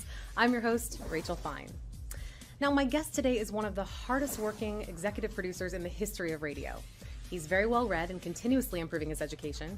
He is a proud former Marine who served our country in the first Gulf War, and he has run for city council. He is often a target of Ned's song parodies, and he was once arrested for a live on-air stunt in which a pig was slaughtered. He has a history in Muay Thai, meaning that he trained for a couple months and then did his first fight in which he was TKO'd in 39 seconds. Howard once called him one of the best in the business. Please welcome from Bubba the Love Sponge Show, Brent Hatley. Thanks for joining us, Brent. Hi, how are you? I'm good, how are you? Outstanding. It's good to see you. It's good to see you. It's an honor to be on your show. You guys do a great job. Thank you. I'm so happy to have you here. We had lots of questions come in, and I'm excited to ask. Sure. Fantastic. First one comes from @Kovac8. @Kovac8 asks, who are you endorsing for President of the U.S. and why? That's easy. Ron Paul. I've been a long-time Ron Paul supporter because he's the only one that is truly anti-war. because you don't really understand how brutal war is until you go. Yeah. Ron Paul was a surgeon during Vietnam, and I think he understands why he's anti-war and why he's not for interfering in other countries' business, number one. Number two, he wants to legalize marijuana. So what else do you want from a presidential candidate? I don't understand how he's not winning, but that's my endorsement, is Ron Paul. Excellent. Next question comes from @Cindy23. Cindy asks, has there ever been a moment on the show where you said to yourself, okay, we really screwed up this time and we will be in a lot of trouble? Yes. I think I kind of got that feeling the day when you talk about the hog incident. I kind of got the feeling that day. Matter of fact, I was the one that was outside, I was on the cell phone reporting it, and I didn't really, like, while I was in the moment, get that feeling, but afterwards, like, because we were in a big building with salespeople and human resources and like corporate America, and the reaction of some of the people in the building, I was like, this is going to be trouble. I didn't know it was going to be as much trouble, but I thought it was going to be some trouble. You felt it coming. Yeah. Do you regret it now, looking back? Of course, yeah. I don't think we should ever do that again. But on the brighter side, we were acquitted, and our show has never not been number one since we did that. So it had some good upside to it as well, but we just wouldn't do it again. Gotcha. Next question comes from Martin W. Martin asks, have you ever considered a serious political run? Yes, I just ran for city council in the city of St. Petersburg in District 3, which is where I live. And in 3 years, I'm going to run again. And this first time was really, I knew I wasn't going to win. I was running against a longtime incumbent, but he's out, he's termed out, and it'll be an open seat in the next term. But I needed to run this last time just to get the feel of how the political process works. And I did learn. I learned a lot about how the political process works and how to get elected. So I think I will succeed when it's an open seat. And will you be running on the legalized marijuana ticket? Well, see, that's not in the purview of city council. If it was in the purview of city council, yeah, that would be my position. But my position right now is we have red light cameras in St. Pete, and you get a ticket before you get a chance to even, argue your case in front of a judge, and you don't get your Sixth Amendment right to cross-examine your accuser because it's a camera. Right. So my thing would be getting rid of red light cameras. I think that's a step towards European socialism when you start putting cameras on every corner. So my big thing would be more freedom for everybody and no dogs chained up in the yard. I love it. That's one of the ordinances I would make, is you cannot chain your dog to a tree in Florida outside and just leave it in the yard. I think the people need to vote for him. This is an excellent platform. Next question is from Angelo Valences. He asks, what is the most bizarre setup you ever had to prepare for regarding an on-air bit? It'd have to be the rat milkshake. He's holding the rat by the tail and it's circling over the blender. This is a dead rat. This is as dead as it gets. I swear to God. This is bona fide, man. I swear to God. That is the nastiest rat I've ever seen. I swear to God, I am going to puke. Now, they're going to blend it. I will puke. I swear to God, I'll puke. I had to go out. There's actually a place in Florida, believe it or not, called the Rat Farm. And I had to go see this redneck named Buzzy. Awesome. And what he would do is he gave me, they farm so many rats, a certain amount of them just died just because. So he'd give me the rats that had just died of natural causes, and I'd have to go pick up the rats from the rat farm to come back to be able to do rat milkshakes on the air. So that's the most bizarre by far. Yeah. Amongst many bizarre things that we've done, that was the most bizarre for sure. That sounds like it. Next question is from Eric P. Eric asks, are you still into Brazilian Jiu-Jitsu? I love it. I would love to do it. I'm out of time. We do 2 shows a day. Plus I do a sports show every other week. And then every Friday I do a talk show on serial killers. So I'm really, really busy, and I wish I could train more. I may take some private lessons. Rob Kahn was talking to me about coming down and doing some private lessons a couple times a week. Right now, for those of you listening, Hoyce has Brent in a back triangle, and he's squeezing the life out of Brent. But I still love Brazilian Jiu-Jitsu. It's great exercise. It's a great lifestyle. It's a healthy lifestyle. That's what I like about it the most. Yeah.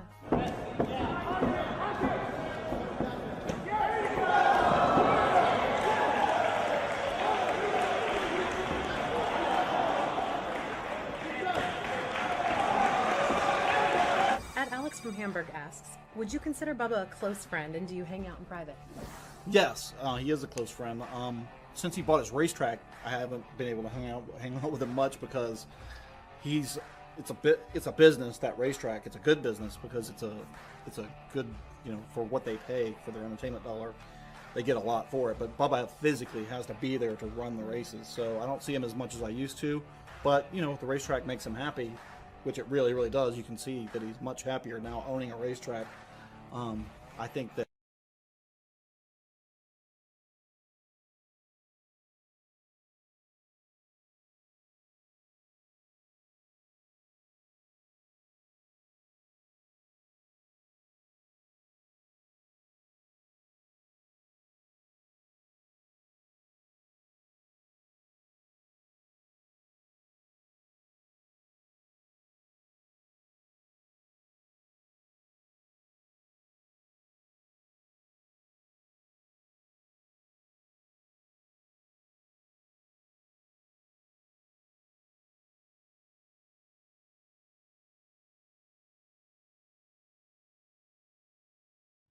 At Dave Lamford 28 asks, what is the worst thing you have ever done to piss Bubba off, and how did he react? it's going to sound lame, but it was kind of big at the time, is we were in Jacksonville one time to do a broadcast, and this was before the days of GPS. It was in '02, so we really didn't have GPS. So I had MapQuested from the hotel to the radio studio that we had never been to, but we got all kinds of lost, and we walked into the door to the radio station at 6 a.m. So Bubba freaked out. I mean, he was really, really, that's the maddest I've ever seen him. Because you know that feeling of being lost is bad anyway. Awful. And being lost and knowing that you have a show to do and no time to do any prep, he was furious about that. So that was the worst. But now we got GPS, so we don't get lost anymore. Excellent. Next question is from Perry R. Perry asks, who is better on the radio, Howard or Bubba, and what does each bring to the table? I think that's not, for me, the way I listen to radio, that's not really fair to compare, because they both do different things. I mean, it's all relative. Like asking somebody who's your favorite band. I like different bands for different reasons, and I like them both for different reasons. Howard is, these days, a lot more calm and paced and very deliberate. When I first started listening to Howard in the early 90s, he was all kinds of pissed off. And that's when I really became a fan of Howard, because he would just bring people in machine gun and just mow them down. Bubba, I like on the air because you never quite know. Like sitting in the chair producing the show for the full 4 hours. Honestly, my stomach is in knots because I just don't know what he's gonna do. And that's the thing about Bubba, is you just don't know where he's gonna go with something. And they're just different like that. Howard's very deliberate, and he kind of knows where he's going to go with things, and Bubba's like a bull in a china shop, so they're different, and you can't really say one's better than the other. It's all relative, and I've got a lot of respect for Phil Hendry too. I mean, I'm a huge fan of his, but they all three do different things, and I think that just like music, you've got to appreciate each air personality for what they do. Absolutely. Next question comes from @Zuba. Zuba asks, if you had the chance to take over producing Howard's show, would you leave Bubba? That's a tough question. It really is, because I got a lot of respect for Gary. Gary's a good friend of mine. I love Gary. I really do. And everybody that works at Howard's show does a great job, and they've all been fantastic, just great to me. That would, gosh, it would be tough for me to live in New York City. It would. We have a lot of room here in Florida, and Bubba kind of leaves me to be a little bit more autonomous. So I don't know. It would depend. Bubba's been good to me, so it'd be hard to leave Bubba after he's been so loyal to me after all these years. But Howard's also been great to me as well. So I would do it if Bubba didn't have a show anymore. Fair enough. And Gary was not working there. Yeah, I would never take Gary's job. I'd never step on Gary's toes. Gary's a great guy. He really is. People give Gary a hard time, and I know it's fun to goof on Gary, but Gary, deep down, is awesome. I love Gary. Awesome. I want to thank Fred for taking the time to answer the questions that you, the fans, submitted. Keep sending your questions in. You can tweet them, you can Facebook them, you can email them, you can even send a video submission. Remember, this is your show, so don't screw it up. Until next time, I'm Rachel Fine, and I hope you had a fine time. I had a fine time with you, sir. Thank you. That's fantastic. It's enlightening.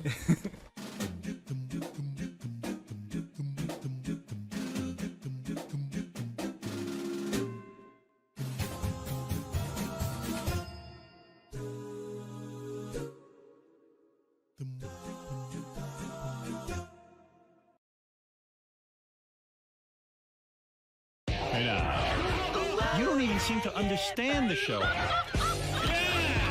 You just ruin everything. You got to be funny in here. I can't wait for you guys to see this on Howard TV. Daily shows, classics, and exclusive behind-the-scenes access. Well, that's going to be on Howard TV. The funniest, sexiest, most star-studded network on TV is Howard TV On Demand.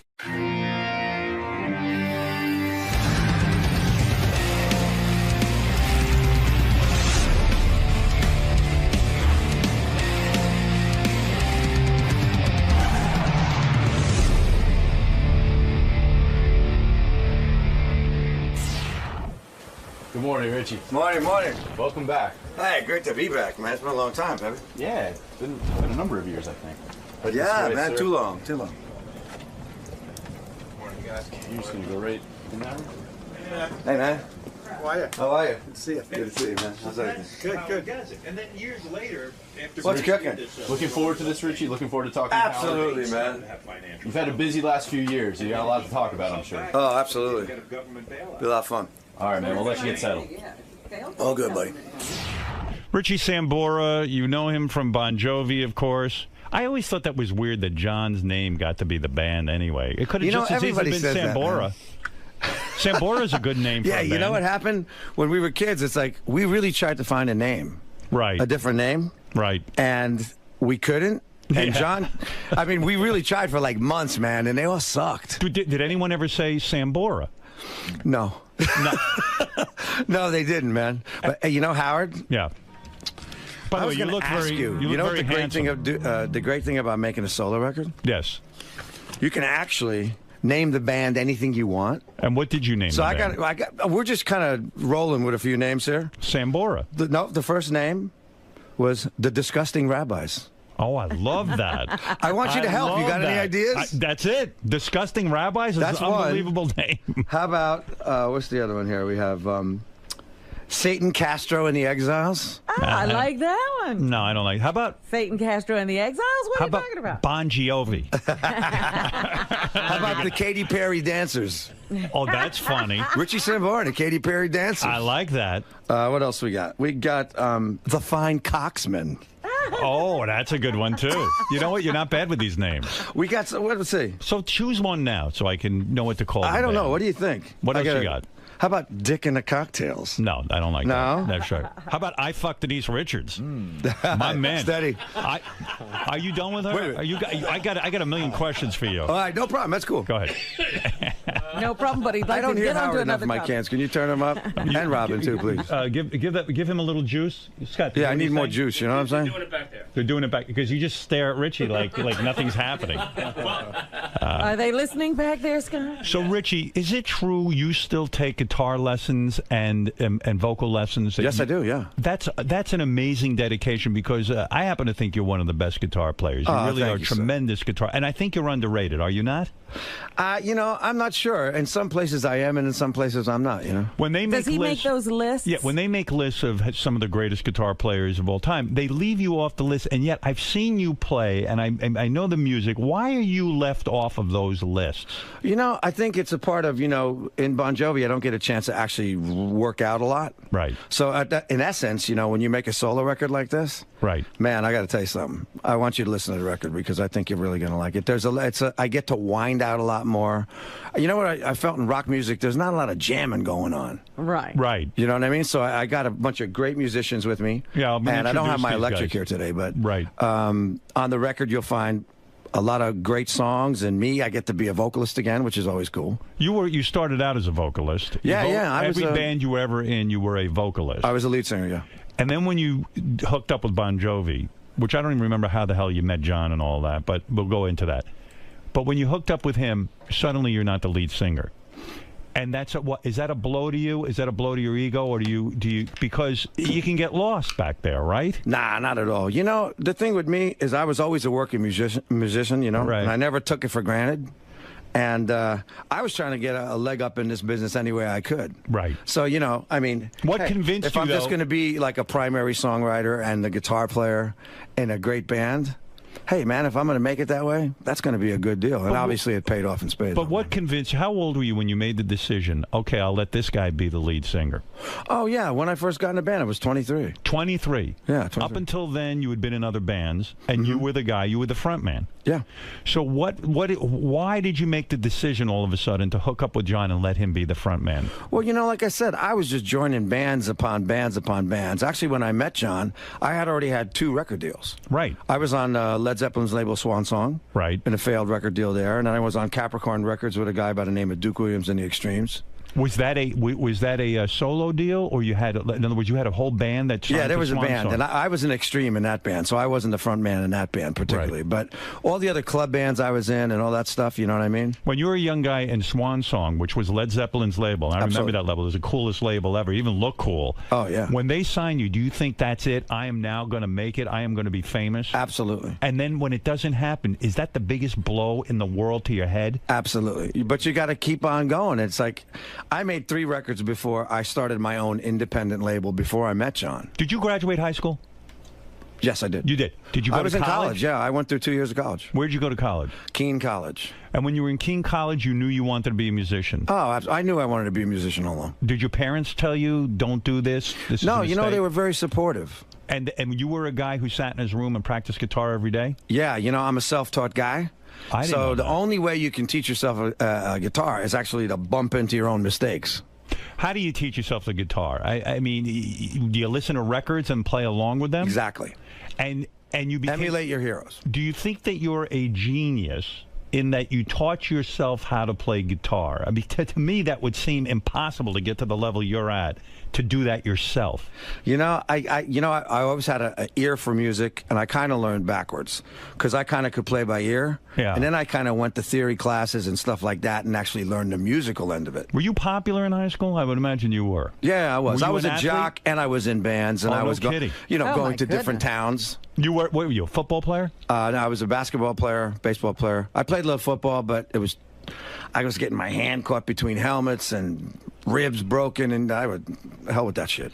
And when a guy's as good looking as you, you're popular, and you play guitar, you getting laid at 12? Or I gotta tell you, man, it was pretty good, man. It was. Women right? like musicians, let's face it. Were you getting laid at a very young age? Not really. 16, 17? 17, yeah. 17 That's years pretty old. young, I guess. Yeah, that's pretty good. I bet you nailed a teacher or two, didn't you? Did you ever nail a teacher?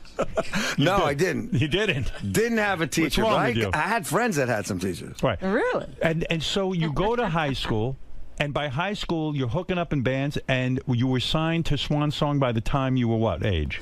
I was like 19 and a half. Unbelievable. Yeah, I was playing, you know what? I was playing in New York, 4 or 5 times a week. I was doing Great Gildersleeves, CBGBs, privates, places like that were really happening in the city, you know? In a way, you were blessed. I mean, most guys struggle a little more than even what you're talking about. I mean, the fact that you got signed so young to a label. Yeah, but you know what? The record never came out, man. Zeppelin blew up. And that whole label, just took a shit, basically. And the record that you produced with Swan Song never came out? Never came out, yeah. That had to break your heart. Yeah, totally. I mean, I thought, here we go. We're going to the big time. Here it is, Do you have that record somewhere? Do you have it? It's somewhere, yeah. Actually, after I made it with Bon Jovi, my lead singer, was going through a bit of a hard time. He said, can I release it? And he needed the bread, so I just relinquished everything to him, and he just took the money. And oh, that was nice. Wow, what the hell, And you felt, hey, now that I'm in Bon Jovi, it's okay to release that? Weren't you nervous that people would compare that record to Bon Jovi? I was a kid, man. You didn't care? I didn't care at all. So if you were having a lot of successes before Bon Jovi, what made you join up with John? Did you think that he was an extraordinary singer and he could do a better job singing than you could? Well, no. You know what? I went to see him play a club called the Fountain Casino. Remember that place? No. Right. It was right up the street from the Club Benet where you used to play. Right. Where I used to come see you play. Right. No. Yeah, you used to play with me. Yeah. You right. called me up a bunch of times. But, and I went and I saw him. And my bass player, Alec John Such, was actually playing with me at the time, and he was moonlighting with Johnny. Right. Because I got asked to join KISS, and I flew out to L.A. You did? Yeah. Wait a second. When did that happen? 83. 83. This is before Bon Jovi. Yeah. Those guys had heard your solo stuff. I guess somebody, hipped them to me, and they were interested in having me come out. So I went to California for the first time. Yeah. And I ended up staying out there for 2 weeks and having a blast. Wait a second. So how old are you at that point? At that point, I'm about 22. 22 years old. Kiss calls you. Was Kiss already successful? Oh, big time. Big time. And so they needed... I was going to replace Ace when they were looking for a guy. And so did you get into the makeup and... No. No. You know what? Honestly, I respect Kiss a lot, but my music was more into a more blues-orientated kind of thing, more organic. I was into like Zeppelin and Hendrix and guys that played guitar and actually emoted through the instrument. So when they called you and said join the band, were you open to it, or did you already... Like I said, I was searching to get a leg up, and I was in like 5 bands at the same time. But how could you turn down Kiss? Here's a band that's making a ton of money. You hadn't really broken through. I imagine you didn't have a lot of money at that point. Oh, definitely not. When you turned down Kiss? Well, basically, I walked into the audition, and they were looking for a guy to like worship them. Yeah. And I didn't. That's Gene. I just wasn't that guy, you know what I mean? Right. So I'm like, you didn't get come on, offered let's the jam, part. let's do something. And they want to do like, you better know Black Diamond. I go, I don't know. You know what I mean? I was like, can we just play so you guys can get a sense of what I'm doing? Because I'm sure I can play your music. Right. And so did you... They got upset. You're kidding. Yeah, they got a little upset. That seems very professional to me to say, let's see if we can bond here. Let's see if they got a little upset, but it was really funny because, like, fast forward a little bit. Yeah. Our first tour in Europe, we opened up for Kiss. Yeah. And we laughed about it a lot. Yeah. So you went there for 2 weeks. Gene, I guess, is the big ego. Who you're not sucking his balls enough. You're just being you're being Richie. No, they were both pretty cool to me, but I think they were like taken aback that I wasn't like so into them. Like I was just like. But to think about that in your life, let's say Bon Jovi had never worked out, you would have been kicking yourself in the head the rest of your life because joining Kiss would have made you a multimillionaire. I mean, what you are now, and it all worked out. But it does take a lot of balls to turn down a band like Kiss and not sit there and suck their ass a little bit and get in the band and Howard, make a fortune. It didn't seem authentic to me for some reason. That's beautiful. But it's true, though. I swear to God, it just didn't seem authentic to me, man. I was like, as an artist, I was moving in a different direction already. Yeah, wouldn't it have killed you to play music that you really didn't care about? All the guys in your band right now are looking at you like, what the fuck is wrong with you? They would have taken the Kiss job. They take the Kiss job in 2 seconds. Like, man, you must be fucking maniac or something. Let me at those balls. So when you go out it was on Kiss's dime, you go out there for 2 weeks? Well, you know what happened? I was actually, I used to be jamming with Sylvester Stallone's brothers, Frank. Oh, my. Sylvester Stallone's brother. No kidding. Frank. I used to like play with him so I was actually staying at Frank's? I was like at Sly's house actually. Wow. And he wasn't there. Right. He might not even know that, so he's going to kick my ass when he hears about this. So do you tell girls, hey, this is my place, why don't you come on right. over? I took his pictures down and put mine up. And so you went out. But yeah, no, I was having a good time with some California girls out there, and I picked up a couple sessions. Right. So I decided to stay out there for a couple weeks. Right. When you say you picked up a couple of sessions, you mean you were a session musician. You would go out there, and people would pay you to sit in with a band or whatever. Yeah. Guys I knew, kind of hooked me up with some people, and I was lucky enough to stay out there, make a little bit of money so I could actually stay out there and get home. So when did you start taking guitar lessons? When you were in Bon Jovi? No, I was. My first guitar lesson was actually I was 52 years old. No kidding. And who can really teach you? I mean, there's a teacher say to you, "Look, Richie, what can I really teach you?" You're holding your hands the wrong way. No, check this out. Why would they fuck with what you do? I walked into this my favorite vintage guitar shop in California, and this guy was playing with his back towards me, and he's playing acoustic guitar, but he sounds like 2 guys. What was he playing? Tell me what he was playing at that point. Just some piece, just acoustic piece. Right. But he sounded like 2 guys playing at the same time. Right. So I kind of walked around in front of him. I said, "What are you doing, man? Yeah. You got to teach me how to do this. This is like sick." I said, "I'll be back in 18 months. I'm going on tour, but when I come back, I'd love you to teach me." So he gave me his number. He happened to be a cat by the name of Lawrence Juber, who used to be in McCartney and Wings. Right. But he was also now the acoustic guitar player of the year. Right. And he was working with all these different alternative tunings. So I started to work on him with those. So, now there's always more you could learn. That's the great thing about music. He wasn't opposed to teaching you and giving you his secrets, so to speak? No, not at all. Because I think it was more of a give and take. I also was teaching him a little bit. Right. And he was teaching me. When but you say honestly, guitar it lesson, was though- something that was alien to me and I never did before. But when you say guitar lesson, you have to pay him to teach you, right? Sure. Yeah. So what does How the guy much does charge he Richie charge? Sambora for a guitar lesson? I mean, You know, Howard, if I I don't see even, you, you know, I don't even look. So it doesn't matter. I'm like this. Sign Yeah, up check. Mr. Sambora, that'll be 50 grand. For Yeah, your no. lesson. It ain't like that, you know? Right. He's a good guy. So when you got into Bon Jovi, suddenly it's a new world for you. You're not the front man, you're not the lead singer. So now that you have an album out where you're singing lead, it feels good to you, right? You can show people what you can do. It's, you know, it's a whole different energy. You know, I give good band. Right. You know? And I always was a team player. Is and I this like a to band do what that. I'm looking at? Are these guys in your band? Yeah, or these is guys this- are the guys I made the record with and in my band, yeah. Oh, no kidding. So in other words, this is not something where you just hired some musicians for the day where they're going to play with you. No, you know, the excellent thing about this record, it happened so organically. And from the writing process up, and when we took it in the studio, we sounded like a band immediately. Right. And we just started to roll. And that's why I left all the jamming pieces on this record. You know, because, I mean, now people can get a chance to hear. I mean, like, you know, when we were kids, we were growing up with Zeppelin and Hendrix, and they were jamming on records. Right. So people would get to hear me play extended guitar solos. Did you go to John and say, I'm doing a solo album, and did you say to the rest of the Bon Jovi band, look, I'm going to go do this thing? Do you have to get permission in a sense? No, you just got to tell them, you know. We've always been supportive of our individual endeavors, you know. What is going on with Bon Jovi? Are they together? Dude. I've been a busy boy this year. Check this out. Right. At the end of this record, I started writing with John for the new Bon Jovi record. The new Bon Jovi record's done. Oh, it's all finished. It's all finished because now I'm going on tour for the next 3 months. With Bon Jovi? No, with this band. record. Yeah, Richie Sambora Band. And so the Disgusting Rabbis. When you, I love that name, by the way. When you Cock and the Doodle Doos, man. Is it hard for you to go on tour now with a new band because you're not playing to stadiums, you're not playing to bigger crowds like that? You have to play to guys, you know, you're starting out in a sense, right? No, you know, I'm playing great theaters, man. You are. All over the world. We put the shows on sale, actually before the record came out in Europe. Right. And the tour sold out the first day in pre-sale. Oh, no kidding. Yeah, yeah. So, but it's not a stadium setup like when you play Bon No, we're Jovi. just playing cool theaters. But you enjoy that. Absolutely. No, that's great. You know, I mean, I don't take anything for granted. I mean, obviously, every time you walk out in front of a stadium stage, I mean, it blows your mind. I don't care no matter how many times you do it.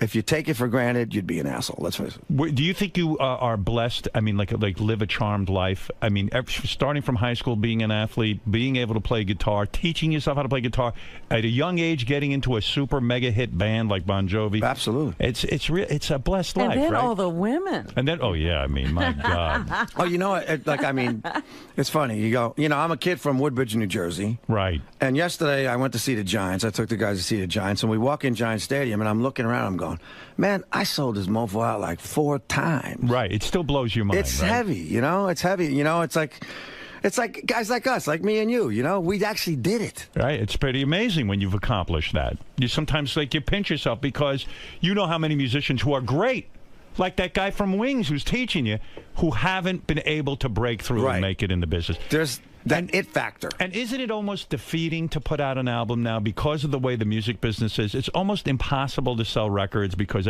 all music is exchanged for free almost. You're not going to make a lot of money with this record. Oh, absolutely not. It's not. I didn't do this for the money. You know, I mean, as an artist, you gotta keep fresh. You gotta do these things. So basically, it's like you excavate inside and bring out all this stuff. And this record is about a lot of my life experience. And how do you decide which song's going to go on a Bon Jovi album, which is going to be a solo? Oh, you know what? There's not even any choice. When I write a record for myself, I'm the mouthpiece. I'll write a different lyric than John's ever going to sing. Is it nice to be able to write a song on your own without John's interference? I mean, I'm sure. Is that what you call it? What is the process when you and John write a song? It's very, very simple. We sit down with an acoustic guitar and a piano and our 2 voices. We have a conversation about how we're feeling. You know, there's a big, big commonality between John and I. We grew up. Do you like each other? Oh yeah, absolutely. Be honest. I'm being honest. I feel you don't. I feel like when I'm going to be honest with you, Richie. No, I've known you guys Howard? for a while. We really do. It's an anomaly, really. It is. We get along. We've always got along. You know, there was a little wonky period in the beginning of the 90s because we were, you know, everybody experiences fame and fortune at different speeds. Yes. And, you know, you add a little bit of lifestyle in there. Right. Which I was working pretty good, you know. Right. It gets confused, and then, you know, we had to kind of put What do Humpty you Dumpty back specifically together. mean? What happened? Was it because you got into trouble with drinking and stuff? And some of your new album deals with what some of your problems were, right? absolutely. Like you don't make a secret about it. Oh, no. You know, I think, you know, I set out to make an authentic record. Right. You know, because I believe there's this stigma, obviously, that, you know, people go, rock star, Bon Jovi. They're going to think Richie's, you know, that kind of person. Right. And that's show business, man. Yeah. You know, this record was an artistic record where I decided, you know, it's like when you did your movie. Yes. You know, you put all your stuff out there. Right. To people, man, and it felt good to you, right? Yes. And you know what? Now, with my record, that's exactly what I'm doing. I mean, you wouldn't be the first rock star to have a problem with booze. I mean, everybody seems to go through some sort of drug-related thing, except for John, right? You know, yeah. You know what? It's funny because I started out playing clubs when I was like 16 and a half. Right. And back then, it wasn't frowned upon. What, to drink? No, it was encouraged. Yeah, it was like an accoutrement to my business. Right. You know what I mean? So then all of a sudden, but I'll tell you what, it took me about 35 years for my demons to catch up with me. Yeah, so I'm a pretty resilient little bastard. I never saw you as a guy who drank a lot and stuff, so you probably drank in private, right? You know what? After a while, what happened was, yeah, I was definitely a kind of a guy that always drank in my house. Never drank. I didn't even drink in restaurants anymore. Wow. Or I didn't drink around the band or anywhere near a performance. That's when you know you have a problem, when you drink it by yourself, right? When it's I not a guess so. social thing. I guess so. What were you drinking? Wine? Yeah, I was drinking wine, and you know what? It was predominantly a stress reliever. Right, absolutely.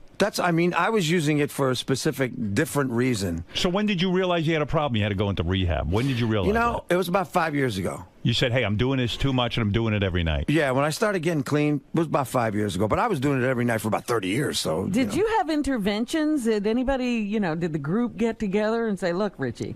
Yeah, a lot of people kind of said, hey, man, you know. But also what happened, I had broken my arm. Right. And I was doing painkillers because, check this out.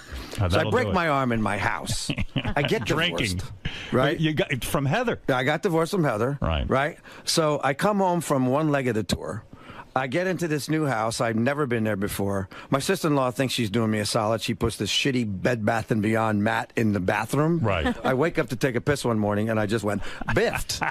And my shoulder went right into the jacuzzi, and I broke my arm in 3 places. Oh, my God. 2 weeks later, I have to play like 24 stadiums. With a broken arm? With a broken arm. Wow. So I hired all these sports stocks, therapists, this, that, and the other thing. I said, there was $145 million on the table for this tour. Right. I said I wasn't going to leave it out there. Whatever I had to do, I was going to do it. So the painkillers got in there, too. Now, are you wearing a cast while you're... You can. It's a shoulder. Oh, it's a shoulder, right. You can't really do Can't wear anything a to cast. that. So these guys teach you how to sort of hold the guitar so you don't completely Well, you know screw what? up. I started going crazy. I started making these little guitars. Right. Because I didn't have this kind of lateral motion. But so one of my heroes was Albert Collins, a blues guy. Right. And he would hang his guitar off of this shoulder, and I found that I could play like this. Oh, wow. So, you know what? I was 95%. Nobody ever knew it, really. And so and to get through the pain, you start taking what, like OxyContin? Yeah, I took a lot of shit just to get through that tour, and it lasted about 6 months. And I was drinking because of the pain and getting through it profusely. And when you mix the drinking with the OxyContin, that's a fucking powerful cocktail. Very powerful Nothing cocktail. better than that. Oh, and you know what? If you ask me if I remember those months, I would say absolutely not. But, wow. But you know what? I was a hero, got through the tour, and just like, all the other substance in my life, I figured this one would just fall off. Right. No such luck. Yeah, I was very, very naive to it, Were you like, hey, this OxyContin is more addictive than anything ever? Anything. Like, in other words, you said, hey, now I'm done with the pain. I'll stop the OxyContin. And then when you go to stop, it actually hurts. Shaking like a leaf, man. Wow. And I'm an asshole. I think I got like Parkinson's. It's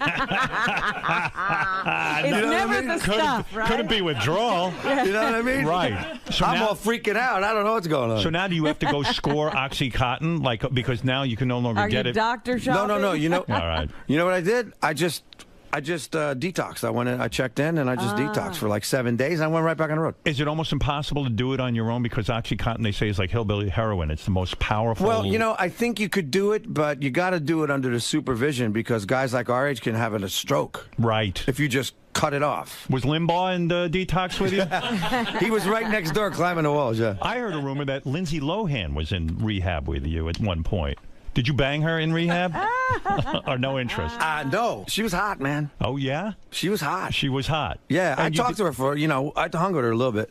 but you didn't put the moves on her. No, she's too young. Too young for you. Yeah. What is your cutoff on age? I try to 10 years older than my daughter. Oh, good. Yeah, That's always gotta be. Isn't that a good rule? That's a good rule. I think it's a good rule. I have to throw some back. And speaking of your daughter, she's got some huge career going in modeling, right? You know what? Actually, she just acted in her first movie. Right. This is 40 with Judd Apatow and Megan Fox. And how did that go? And she killed it. You saw the movie? I haven't seen it yet, but I talked to those guys. She killed it. So she has a career. And it was improv. I was like, and she's 14 and a half. She's only 14? 14 and a half. Oh, I thought she looks like she's 20. Wait till I show you a picture. Wow. She's doing really, really great. I think Does she's she look about like to Heather? sign with... Does she look like Heather, her mom? Yeah, she definitely does. Yeah, that's a good look. Yeah. That's a very good I'm look. in trouble, man. She has my gregarious personality. Yeah. And Heather's good looks. So. boy. That's That's awful. a bad combination. That's right. How are you going to keep that kid in line? I guess you can't. You know what? All you can do is equip them with the tools to take care of themselves. Because you know when the minute they're out of your sight, they're acting up. And so now you're clean and sober. Took you a couple of trips to rehab, right? Because when you get out, all of a sudden that OxyContin starts calling to you again. The drinking, right? No, you know what? That never even came back into play. I forgot about it very quickly. Just drinking. Yeah, it was a drinking thing. Did you think that you could take a couple of drinks and then deal with it? Of course, you're going to try it. You always try that, and it don't work. It doesn't work. No, it increases. It never decreases. You know what?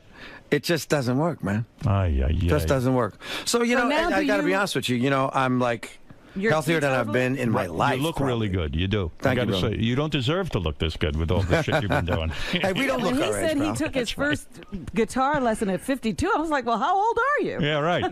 Well, you know, the thing is that keeps you young too. That's right. Anytime you're learning something new and evolving like that, man, that just keeps you young. Yeah, it does. So you're feeling good about a new record, and you're clean and sober, which is he a awesome. teetotaler? He doesn't do anything. You don't do anything now. Like if I go to dinner with you, you ordering a club soda? I'm doing like Perrier and lime, non-alcoholic beer. Oh, come on. That's awful. You'll have a few. We'll go out Hey, to dinner. I was listening to your show the other day about the Jewish men and they got to start drinking. Yeah. No. We'll go out to dinner. You could have a few glasses of wine. It'll be fine. Imagine that. I would not want to be with you if you started drinking again. Everyone would blame me. No, you know what? And I was kind of a happy drunk anyway. Right. I just started to, my life choices at that point were starting to get kind of blurred. So you think you're capable of never having another drink? Oh, absolutely. That's it. Yeah. It's done. Howard, I drank enough for about 100 guys. And did John ever come to you and say, listen, you got to stop drinking? Yeah. He laid that on you? Yeah, I mean, you know what? I had a lot of support. Did you tell him to fuck off? No. You didn't? No, I knew. Listen, I kind of knew I needed to dry out. Wow. And I didn't know if it was going to be forever, but Right. I knew I needed to just kind of just get my good life for together. you. So you're busy now. Are you worth $65 million personally? That's the figure I read on the internet, that you have $65 million. Take a, give or take a few shekels. That's nice, isn't it? That's really good. But wait a minute. In a divorce, you don't lose a lot of money? Hey, did Heather take you for a lot of money when you got divorced, or did you have a prenup? Prenuptial. Prenuptial. So you're safe. Thank God. But listen, Heather's got a lot of money. She's got her own bread, man. She's got money. I was always drawn to, a lot of high-profile women, I think, because I think I really connect with people that are in the business and they understand what I do and I understand what they do. Right. And, that was one of those things. So are you making a statement now that you mostly bang people in the business, like high-profile broads, right? Not anymore. Is that true? Is that like now you're No. Hey, look, I'm single now, man. It's all good.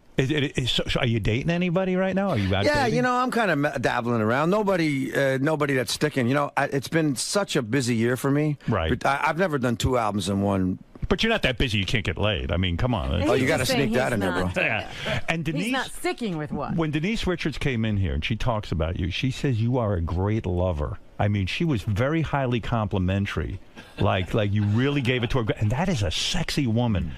She ain't so bad herself, yeah. That's what I'm saying. She is a sexy fucking woman. Yes, she is. She always has been. Oh, my God. It's very insatiable. And she's a good girl. She's a good woman. She admits it. She says, I have to fuck like crazy. She loves it. She loves to fuck. I mean, guys, what are we talking about here? Hey, nothing wrong with that, man. Is she the sexiest woman you've ever been with? Got to be up there. Wow. It's got to be up there. So you guys got back together again, and now you recently broke up again. Yeah. Why? What happened? Well, you know, I think that we were basically going in different directions, unfortunately. Like I said, this has been the busiest time of my life, between doing my record, writing and recording and all that stuff for the Bon Jovi record, and being a single dad. You know, how does that work for you, being a single dad? I love it so much. You do, but doesn't the kid? Don't the kids usually kind of go off with the mother more? It's like it's hard for you to. No, you know, her and I have a very, very great relationship. I don't know what happened to you when you got divorced from your kids, but when I got divorced, my relationship with my little girl got better. Right. You know, because I mean, the time that she was spending with me, she was spending with me. Right. And you got to do stuff on your own. Oh yeah, there you go. There's a picture of the two of you guys. Look at that. Very nice. Oh. Yeah, there we go. Look at you. And so you say things got better, and are you still friends with Heather? Like, can you go over there? I read that you actually go over there and have Thanksgiving and all these holidays. Absolutely. With Heather. You can. Oh yeah, no, we just you know, at first it was you know, anytime you get divorced at first, there's that, you know, kind of period where you're like, you don't like each other. Right. You know, because you're fighting about finances and this and that and the other thing, blah, blah, blah, blah, blah, blah. Who's going to pay for this and who's going to little hangover on that thing goes on, you know. Right. But, no, Heather and I, you know, knock on wood, are really great friends now. Ava and Heather and I went to a wedding together about 3 weeks ago. That's fantastic. You know, we text each other. Heather's working again. She's doing really well. Actually, she texted me yesterday, and she's doing a thing on Scary Movie 5. Oh, no kidding. Where she plays the mom of the Black Swan, and it's funny as shit, man. Have you ever gotten to the point, post-divorce, that you've had sex with Heather again since the divorce? Would the two of you ever go back there once in a while? I don't think so. You don't think so? No. It can't happen. I don't think so. That line, huh? We can't cross Too much that line? water under the bridge, baby. Too much. Yeah. Like, there's never been a night you're all hanging out, it feels good, your daughter's, you know, hanging out, the kid goes to sleep or goes out with her friends. You're not married and all of a sudden you go, you know what the fuck? You know what? Let's just go to bed. You're Heather Locklear, I'm Richie Sambora. Why not? Why not? I can't say the thought hasn't crossed my mind. Right, why but not? no, you know what? I think, you know, you got to leave what's in the past, and, you know, you don't want to start churning up that thing again, man. I heard what came between you and Denise was that she was still in touch with Charlie Sheen, and Charlie's a big pain in the fucking ass, and you had said, look, man, I can't be with the chick if she's going to hang out with Charlie, because it's too fucking crazy, that whole scene. Nah. True or false? False. Really? You know Absolutely Charlie at false. all? Absolutely. Charlie and I are friends, man. Oh, you are? And we've always been friends. Me and him used to hang out in the old days when we both were crazy. Right. Oh, you did? Oh, yeah. You could man, hang with he's Charlie scared the hell Sheen? out of me, man. I used to have to leave sometimes. You weren't that crazy. I wasn't as crazy as him, yeah. He's crazy. Yeah, but you know what? He's a really good guy in a good way. Right. You know what I mean? If you hang out with him, he's a real man's man. You talk about sports, you know, you hang out. Were you ever in the home when he has all these women and the parties and the hookers and the goddesses? You know, I never was. I always used to go out with him. I would meet him somewhere. We'd go to some parties, you know, go out to dinner, things like that. You two must have been up to fucking shenanigans. Oh, it was fantastic. Unbelievable. Like the kind of shenanigans we did, you know, in the old days too. Yeah, well, me and you. I never had shenanigans like that. I mean, you know, what did I do? Nothing. Do you think Kiss is upset when they're listening this morning and they're going, man, we should have taken... No, I think they're quite well off. Yeah. Don't you They got more money than me, bro. Would you say that... Like a lot more money. Well, yeah, because they charge... They build caskets. Is there ever going to be a Bon Jovi casket? I mean, doubt that. When you... I mean, I'm a whore, but not that big. They are the real whores of the business, right? It's unbelievably... They're not ashamed at all of taking every dime. Oh, no, they're shameless, man. Sometimes you have to say to yourself, hey, I'll pass up on some merchandising, right? Exactly. You have to. But think of the arguments you would have gotten into with those guys had you joined KISS. What a different life it would have been. Oh, yeah. Incredible. Yeah, remarkable. But let's get to the new single. So this is very personal, this song to you. What song are you going to be doing for us? Here's a song called Every Road Leads Home, and it seems to be the impact track that everybody is kind of going towards these days. Right. But interestingly enough, you know, I decided to go with an independent label. Okay. Which is interesting because the business is changing, obviously. You know, obviously, social media and downloading is really what's going on. Right. And I also wanted to make the record I wanted to make artistically. Right. And, you know, obviously there's going to be a commerciality in it, but there's a lot of jamming in this. So you're getting the acoustic version of this stuff, but people are reacting to this track. Now, some have interpreted this track, Every Road Leads Home. Home being Denise Richards' vagina. Oh, my God. That's true, Robbie. Am I right, Richie, on that, or is that a misconception? It was actually it's actually me being on the road coming home to my daughter. Actually. Oh, how boring! Yeah. I thought it was about Denise. You got to tell me what she's like in bed. She's lovely. She talks up such a good fucking story here. What are you gonna do, man? I mean, you know, she's hot, and she's a freak. She describes.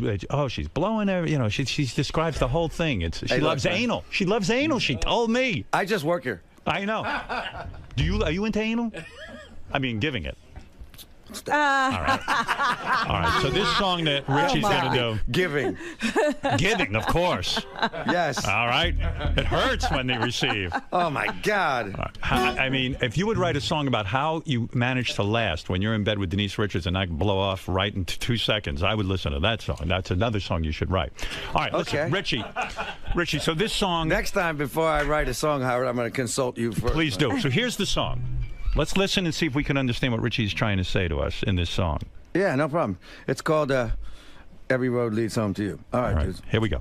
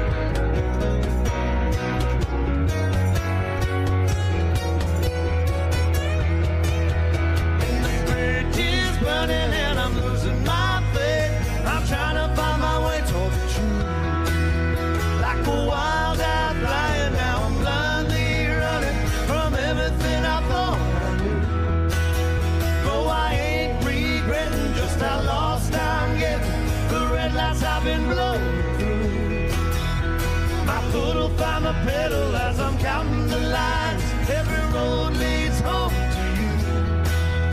Every road leads home to you. Home to you.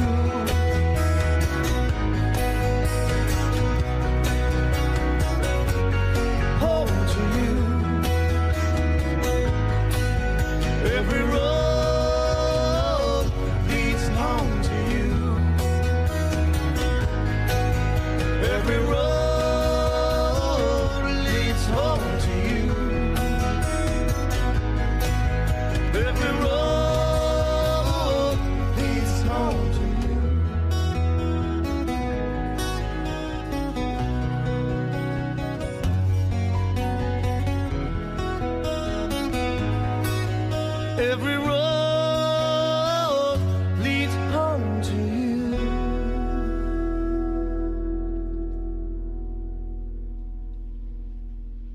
you. I love that. Beautiful song. Thought that was beautiful. Beautiful. I know.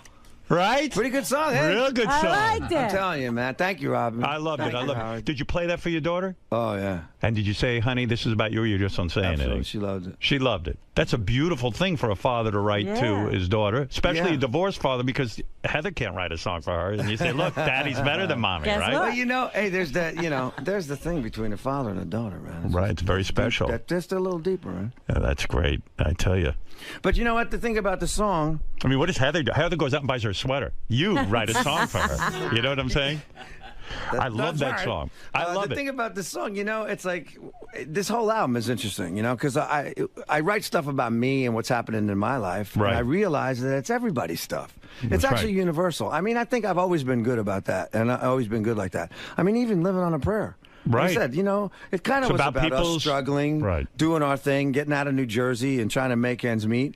But it became everybody's song, and I think that a lot of this record, I think people are going to relate to a lot because it's an authentic human record, and it's got a lot of fire to it. And if you listen to the lyrics, I think they're good stories. Is there anybody you like out there now? Any young kids coming up, or are you just totally disillusioned with? Man, you know, no. Being from an independent label, man, I listen to a lot of new stuff that's really obscure, like in Silver Sun Pickups and Fits into Tantrums, and you My like- Morning Jacket is really good. I was listening to. You still walk around and you put on headphones and listen to music and try to sort of see what everyone's up to. Oh, you know, I am a avid record buyer. I buy at least 3 records a week. Who's your favorite guitar player? Who is your hero, guitar-wise? I had a bunch, man. I had, you know, Jimmy Page, Jimi Hendrix. Right. All the classics.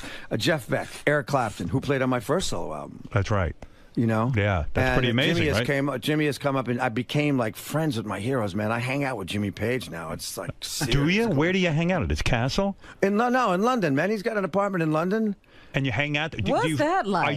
Are you tongue-tied around this guy? Like, I mean, you know, he makes it so you're not. He's such a gent. Do you go over there and play guitars, or do you sometimes? just... Yeah. Yeah, I was going to say, what do you talk about? He came up and jammed with me a couple times, and I'm actually going to come ask him if he wants to come to London and play. Does he have 3D TV? He must, right? I mean, you know what we do when we hang out? Yeah, what It's do you interesting. do? Because we go to concerts, right, and go out to dinner. Just the two of us. And do people freak out when you guys show It's up together? kind of cool, man. Chicks are flying around, I'll tell you that. Is he still getting laid? I mean, is he doing his thing? Definitely. Definitely. Yeah, man. He's a stud. He looks great. He's feeling great. Jimmy Page, man. Look at you hanging out isn't with that this heavy? guy. I never think, who the hell does Jimmy Page hang out with? I never knew it was Is that you. with Richie? Yeah, man. I'm not good at hanging out with people. You were good at hanging out with me when we were when I was living but in we New never York. hung We had out. a good time. Like, we take me over to Jimmy Page's apartment. Let's see what goes down. I'll fuck with that guy. Listen to music, play a little guitar. You know what I mean? Just you know, that's Well, what are you going to do while they're listening to music and play guitar? I'm gonna get one of those drums. What was that called again? Cajon. A cajon. I'm gonna get a cajon now. Okay. I love that. It sounded great, by the way. You guys sound great together. Look, I could talk to you all day, but I'll let you out of here. Richie Sambora's new album, Aftermath of the Lowdown. I don't know what that means. It doesn't matter, really. You want me to tell you? What does it mean? Okay. When you give somebody the lowdown, that's like giving somebody the truth. Yeah. And that's kind of like what I did on this record about my life and what was going on. There's always an aftermath. It may be good. It may be bad. So good to have you guys here today. Brother. Thank you for playing. And Richie, great seeing you. Known you so many years, and I'm very happy Too for many you. years. Yeah. It won't be so long again, Howard. All right, good. Don't be a stranger. That's right. It's been a long time. Next time I see you, be at Jimmy Page's place. We're all going over there for the big party. Man. Hey, why don't you guys put me on America Got Talent? I'd love to play. Would you? Yeah. The fucking show's over, but next season. Bad, man. I know they had Green Day had a bunch of cool people on there. Yeah. Where were you? Who knew? I don't know. Where was I? Do you ever go over to John's house for those Obama get-togethers or those fundraisers? I haven't been yet. No. With Al Gore. I haven't been over there. You haven't gotten political yet? Well, you know, I campaigned for Clinton. Yeah. And I campaigned for Al. Right. And, you know, John's got the Obama thing kind of locked up. When he wants me to play, I'll probably go. Right. You'll be there. Absolutely. All right. Listen, boys, thank you for doing this today. Very special morning because of your music. Yeah. Thank you. I could have done another hour with you guys. That sounded good. Sounded really good. Really good. No, thank you. So great to see you, man. You look great. Dude. You sounded great. Oh, bro. That's a really good song. Hey, can I turn you on to a record? Yeah. If you want to come see me play, I'm playing October 23rd. All right, I'm at gonna try and come Best Buy. Oh, okay, Please great. be my guest. Yeah, I'd love to. Bring your old lady, bring your kids. All right, bring great. your I'd love to do that. All right? Yeah. I'm going to get you a record, though. All right, please. Thanks for having me. All right. It's a pleasure, brother. Richie, can I talk to you for a second? Yeah, man. I heard you say in the studio just now during the break, you guys have known each other for 30 years. Yeah. So you go that far back with Howard and I go that far back. He was doing drive time, 5 o'clock drive time radio, man, and this is 1986 is the first time I was on the show. Wow. So it's like, 27 years something. What's been the constant about what you've appreciated about Howard for so many decades? You know what? Obviously, he's always exciting. You never know what he's going to pull out, but that's what I like, I mean, and I think that, he's really about rock and roll. And I live rock and roll, so there's a lot of commonality. So we always have a good time. And actually, when I was living in New York, Howard and I would actually get together and go out to dinner sometime with our spouses, and we always had a great time. So I think we became friends after a while also. Different professions, but you share the same spirit. We share the same spirit, for sure. All right, good luck with the new album, Richie. Thank you very much. Thanks, man. All right, man.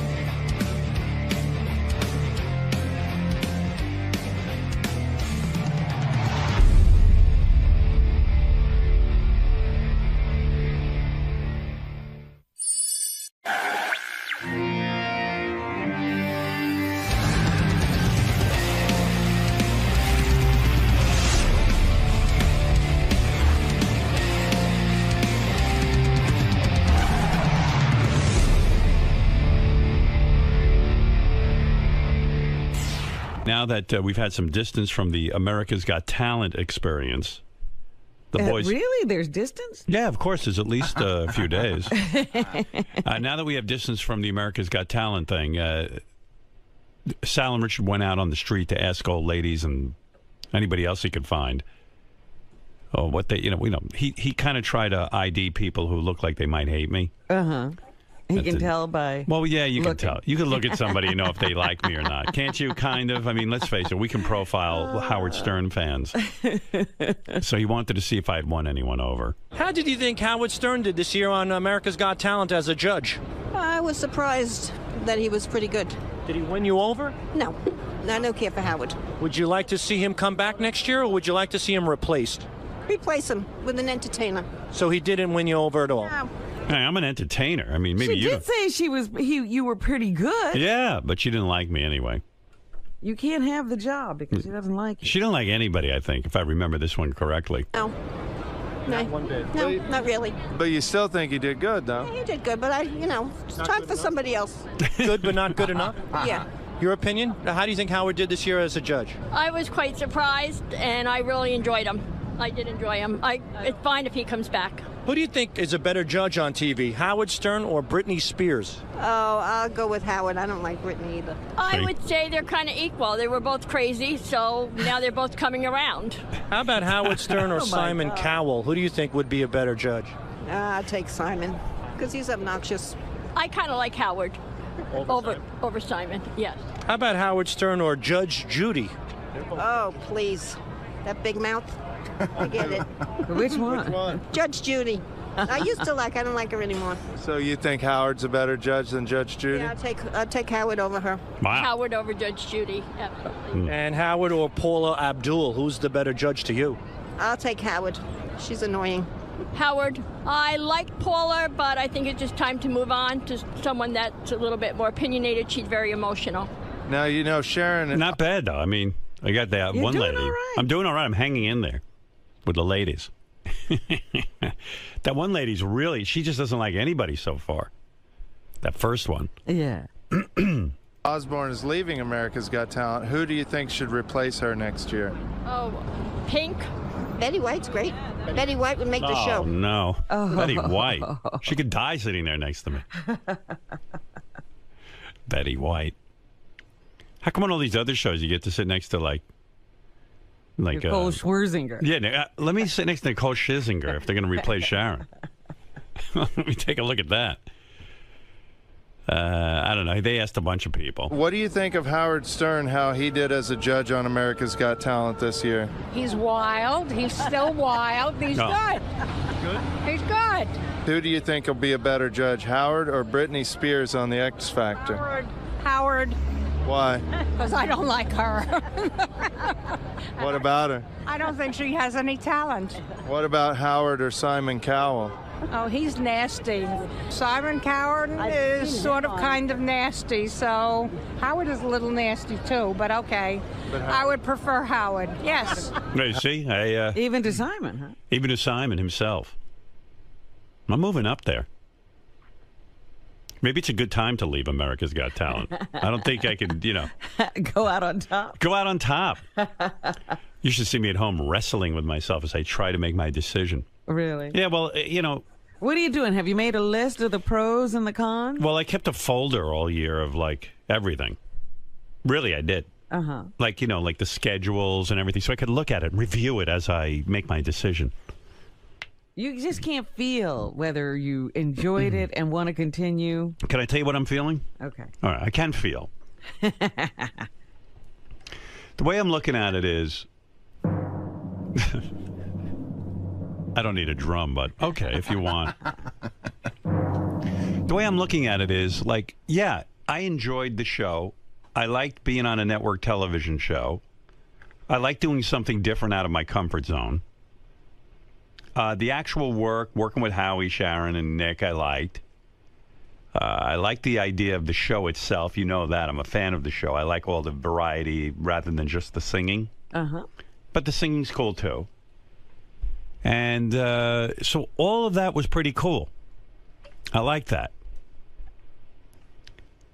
And what I didn't like is that, I had sort of reorganized our schedules so that we could have more time off. And even our listeners were saying, hey, you take too much time off. But meanwhile, I didn't feel like I had any time off. Because every single vacation we had, I went to work. But I was working on America's Got Talent. Well, I think it's interesting that you took extra work and are shocked that it meant eating into your time off. Well, I knew that, but I didn't think it would be that much time because they had convinced me that it was only 30 days of work. But that's not true because it's like you got to get to these places. There's a whole buildup. You got to be here. It's not like the day I would do America's Got Talent, I had to go run around. Like I didn't get to go have a normal day. I would just sit around and wait for America's Got Talent. Yeah, and you didn't want to do too much because you got to be on your game, the whole thing. So that's the part I don't like, our schedule, because if we weren't on in the morning, it'd be one thing. But I was up at 4 in the morning, and if I had to go do a taping tonight or something, it wrecks me.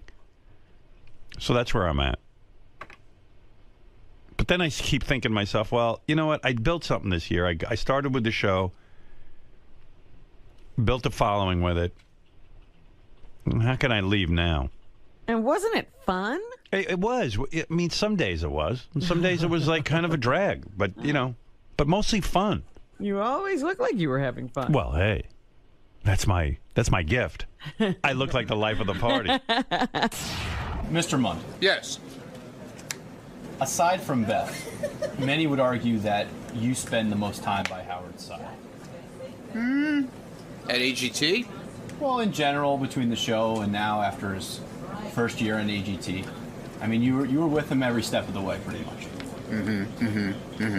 Having this type of inside access, knowledge, conversation, what's your prediction for another season, for a return to America's Got Talent? What do you think is going to happen? It's hard to say because the schedule was pretty grueling. Right, and no one for him. Right, and you see that firsthand every day, every morning. Yeah, and the mornings that he'd come to the radio station, the weeks that we had to go away and travel for auditions to different cities. It was a lot. It was a lot on him. It was a lot on everybody who was involved. you know. So I don't know. I don't know what's going to be, and I'm sure it's not all about whether the scheduling is. I'm sure it's got to do with all kinds of different things, whether he goes back or not. You know, it's just not one thing to decide whether he goes back or not. I'm sure. But on the grueling schedule factor alone, what does that tell you in your mind? If you had a gun to your head. Well, I know he loves doing it. I know he loves being the judge thing. And, I don't know. I would say, if I was to be asked percentage-wise, I would say 75-25 that he's going to do it. Thank you, Mr. Martin. Thank you. You're welcome. Seriously, thank you. You're welcome. You're welcome. Gary, I just spoke with Ronnie Mund about the possibility of Howard returning for a second season of America's Got Talent. Other than him, I mean, you spend the most time with Howard and you see the effects of this show and the toll it takes on him the most. What's your prediction? I'm on the fence. Not being politically correct. It's just, you know, I saw him be very tired at the end of the season. If it were in the middle of the season, I would have said, yeah, I'll probably resign for another year. By the end, he seemed exhausted, and I know he enjoyed himself, but I also think he might have wondered whether it was worth it or not. If you had to quantify it, would you, in a percentage, would you say 50-50? 50-50. I think we're going to be speaking to Bam Margera in about 5 minutes.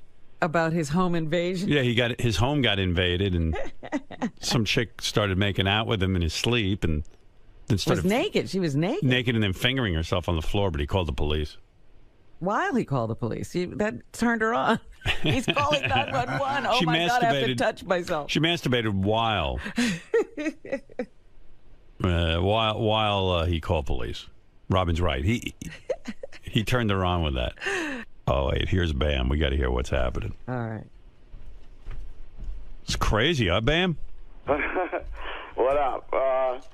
Yeah, I've seen a lot of bizarre things before, but this by far tops it big time. And I honestly never thought I'd be so scared of like a 24-year-old naked chick in my room. Wow. You know what's crazy, too, because I was thinking about you, you know, because you're on Jackass, and I've seen you do outrageous things. I mean, like, you know, you guys will, you know, smack each other in the head, you'll beat each other, you'll break bones, you know. And the one thing that freaked you out was this naked chick. Well, I mean, the thing is that, I mean, first of all, she wasn't forming any sentences right. Like, she wasn't making any sense at all. And like, she was saying things like, the owl sent me from Jupiter when I asked who she was. And you don't think that's hot? I thought that she was capable of getting a knife from the kitchen and either stabbing me or my girlfriend. Do you think someone from Jackass was playing a prank on you? Like, did that thought occur to you that maybe the guy set this up? Where's the camera? Actually, for one split second, I thought it was my friend named David Lee Homo. He does appearances for me, and he was staying at my house at the time. So I thought that it was him playing a prank, like laying naked in my bed, like as a joke. But yeah, because you know a lot of guys. Like, who was that guy you used to hang around with? The really crazy Novak. Yeah. Like you hang around with such crazy, wild people, and you need to for your business. But like, I wouldn't trust anything that was going on. I would think everything was weird. You know. Yeah, exactly. And you know, I woke up to someone like kissing me on the lips and on the neck, and I thought it was my girlfriend. So I'm like, yo, quit it, man. I'm sleeping. Like, we'll do that later. And then I see that she's dead asleep, looking the other way. And I see this silhouette of this girl, and then Do you think if your girlfriend wasn't with you, would you maybe banged her? Well, I mean, like, she's not a bad-looking girl. Like, she's in shape, but I mean, like, she's been homeless and stuff, so she looks like she had like really hairy armpits and like this minging ass pussy. Did she smell? Actually, yeah, I could. And when I turned on the light, she said that the owl sent me from Jupiter, and that sentence right there was like, what, 911 right now, like. When you say she wasn't bad looking, like give me an example. Was she like who'd she look like? She looked like a hippie girl that in shape. She had no boobs, and she looked kind of like a skater girl. Like one that didn't bathe too often. Did she look like what's that singer's name? When you say skater girl, who's the girl who wrote Avril Lavigne? Avril Lavigne? Did she look like Avril Lavigne? No, she's drop dead gorgeous now, but yeah, because if it was Avril Lavigne, I'd bang her. I don't care if she has a what did you call her pussy? The owl from Jupiter would have been fine. A fine sentence. Is that what she said? An owl from Jupiter sent me. Yeah, and then There's no owls on Jupiter, Robin. And another thing is that when she was kissing me on the lips. The very next day, I get this minging-ass cold sore on my lip. So I'm like, this bitch just gave me fucking herpes, or else I have a major stress blister from all this. No, that sounds like she gave you something. All right, so take me through this. This girl, had you been contacted by her before? I knew of this girl who came from Florida somewhere who left her husband to come. She knocked on my mom's door from like with all of her bags packed and said, "I'm here to marry Bam and move in." Yeah, that's all you need is another wife. You just got rid of one. Well, my mom was like, "Oh, well, at the moment he's a little busy in that category." That happened like almost a year ago, and then so my mom called the cops, and they took her to a homeless shelter because she had nowhere to go. Right. And then so people around Westchester see her walking around, and she's pretty much known as Bam's Florida stalker. Right. So I never knew what she looked like. I just heard the stories. Are you allowed to call the police at that point? I guess not, because she really hasn't done anything wrong.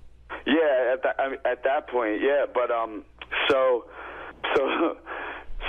my girlfriend takes her down as I'm on the phone with 911, and she's telling her all kinds of complete nonsense, like nothing that she said made any sense. She would say like my parents invented goats and trailers.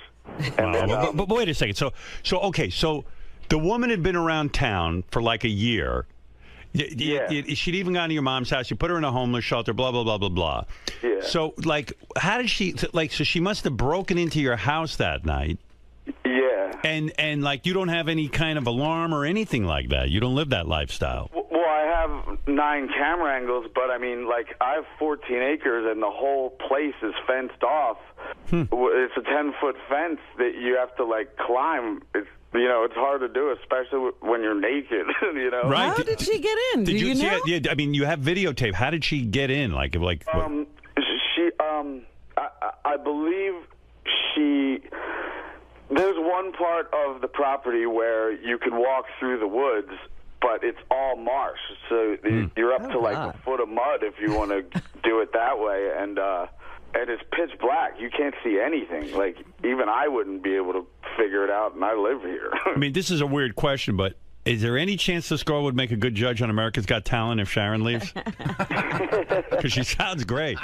So wait, so you're saying somehow she negotiated the woods in the nude? Because did your cameras pick up the fact that she was nude when she broke in? Actually, the guy who knows the password to check the footage is on a vacation, and I can't get a hold of him to look at it yet. Yeah, we got to get a hold of that. Yeah, we got to find out how she got in. And will you release that video when you get it?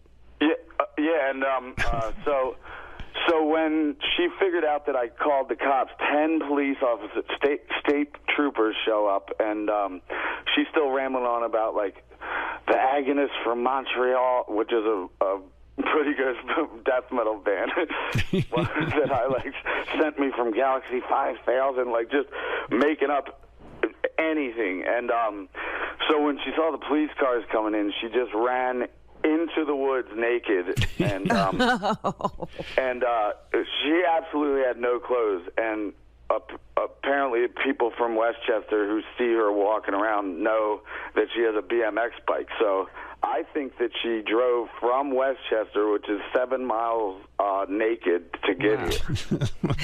How do you know she didn't like have clothes on and then get naked when she got in your house? Yeah, she might have walked through the mud. We tore this place apart and we couldn't find anything, and she didn't even know where her clothes was. She either she's completely mentally ill or she was on like loads of acid or something. Well, let me get this straight. So, okay, so that night, so she somehow gets in. And by the way, who's your new girlfriend? Is she super hot like the ex-wife? Ex-wife, yeah. Yeah, big time. She's from San Francisco. Yeah, she looks like Angelina Jolie, but she's in the itty-bitty titty committee. She has no boobs. Your girlfriend? Yeah. Yeah, well, you got to bring her in here one time. Fair enough. Yeah, I mean, we need to look her over if she looks like Angelina Jolie. Yeah. That's hot. So where'd you meet that one? Actually at a CKY concert in Petaluma, which is right near San Francisco, and she was in like the front row, and we kept making eye contact. So finally, I just brought her up there, and then we just connected real well, and then been keeping in touch ever since. But how old a girl is this? She's 26. Perfect. Nice. Yeah. So okay, 27 now. You moved her in, I guess, huh? Yeah. Why not? So. Oh, there she is. Yeah, she does look like Angelina Jolie.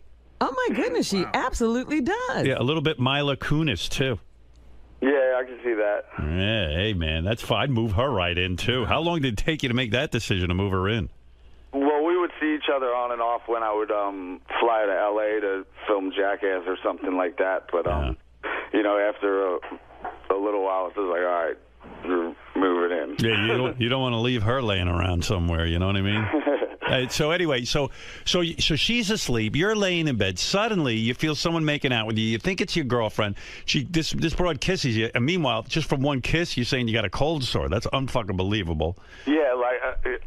Who knows how long she was kissing you? Because you know she might have been. And who knows how long she was standing there staring at it. Right. Oh, it's so creepy. That's creepy. Oh yeah. my God. And so then when you finally stirred, you realized it wasn't your girlfriend because you looked over and you saw your girlfriend sleeping. Yeah. It's like, oh my. I mean, that's got your heart's got to be pounding a mile a minute.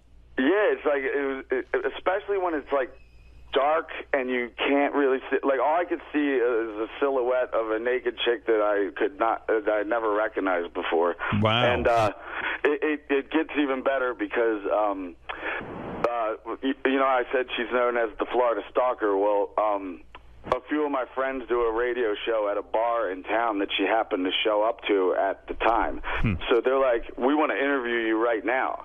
And this was about 2 to 3 months ago. And they say, so you came here from Florida to marry Bam, and where are you even living right now? And she said, I live in a tree fort, you know, and they just thought she was nuts. Well, tree fort. Well, when the police came here, they searched my entire property for almost 7 hours, and finally they find her in my treetop casino. So she did this interview 3 months ago, which means she's been fucking living at my house without anybody knowing it. What's a treetop casino? It's well, for Viva La Bam, we did this episode where we built this tree fort in the woods. So I hardly ever go down there. Right. And nobody really does. But she's been sneaking in and living there. But you call it the Tree Fort Casino because what, you guys would play cards and stuff there? Yeah, exactly. Yeah. Oh, cool. I'd like to build one of those, actually. And never go to it. Yeah, Have yeah. I mean, a naked woman living in it. No naked women in my Tree Fort Casino. But you know, like every guy's probably thinking, hey, that's kind of cool, but it's not, man, because that's scary. I mean, she could have cut your dick off or something. You don't know what she could have done. Yeah, I mean, the most bizarre thing was just the fact that, you know, she's not, her sentences aren't making it, you know, she would just say words. It was scary. So do you think that, so she's in police custody right now, right? Yeah, and you know, I feel bad for her because, you know, like they gave her like sexual assault charges, stalking, trespassing, breaking and entering, robbery, like all this. Well, how can you rob anything if you're butt ass naked? But they pretty much gave her. Yeah, but dude, you got it. Listen, don't say you feel bad for her because this is a chick who's not going to give up. That's number one. Like, look at Letterman. He used to have some situation like that.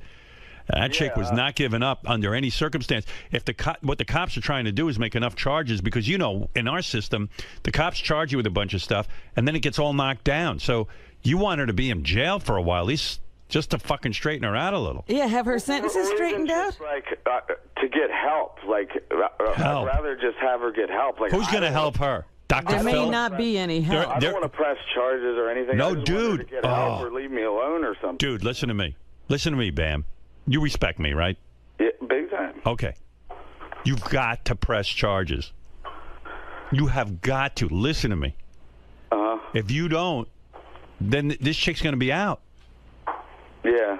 You've got to, man. And she'll be back at the tree for it. I mean, as crazy as your life is and how, you know, like you're one of those guys like, hey, man, everything's cool. This isn't cool. And the scariest thing is that now that I figured out that she's been living on my property for 3 months.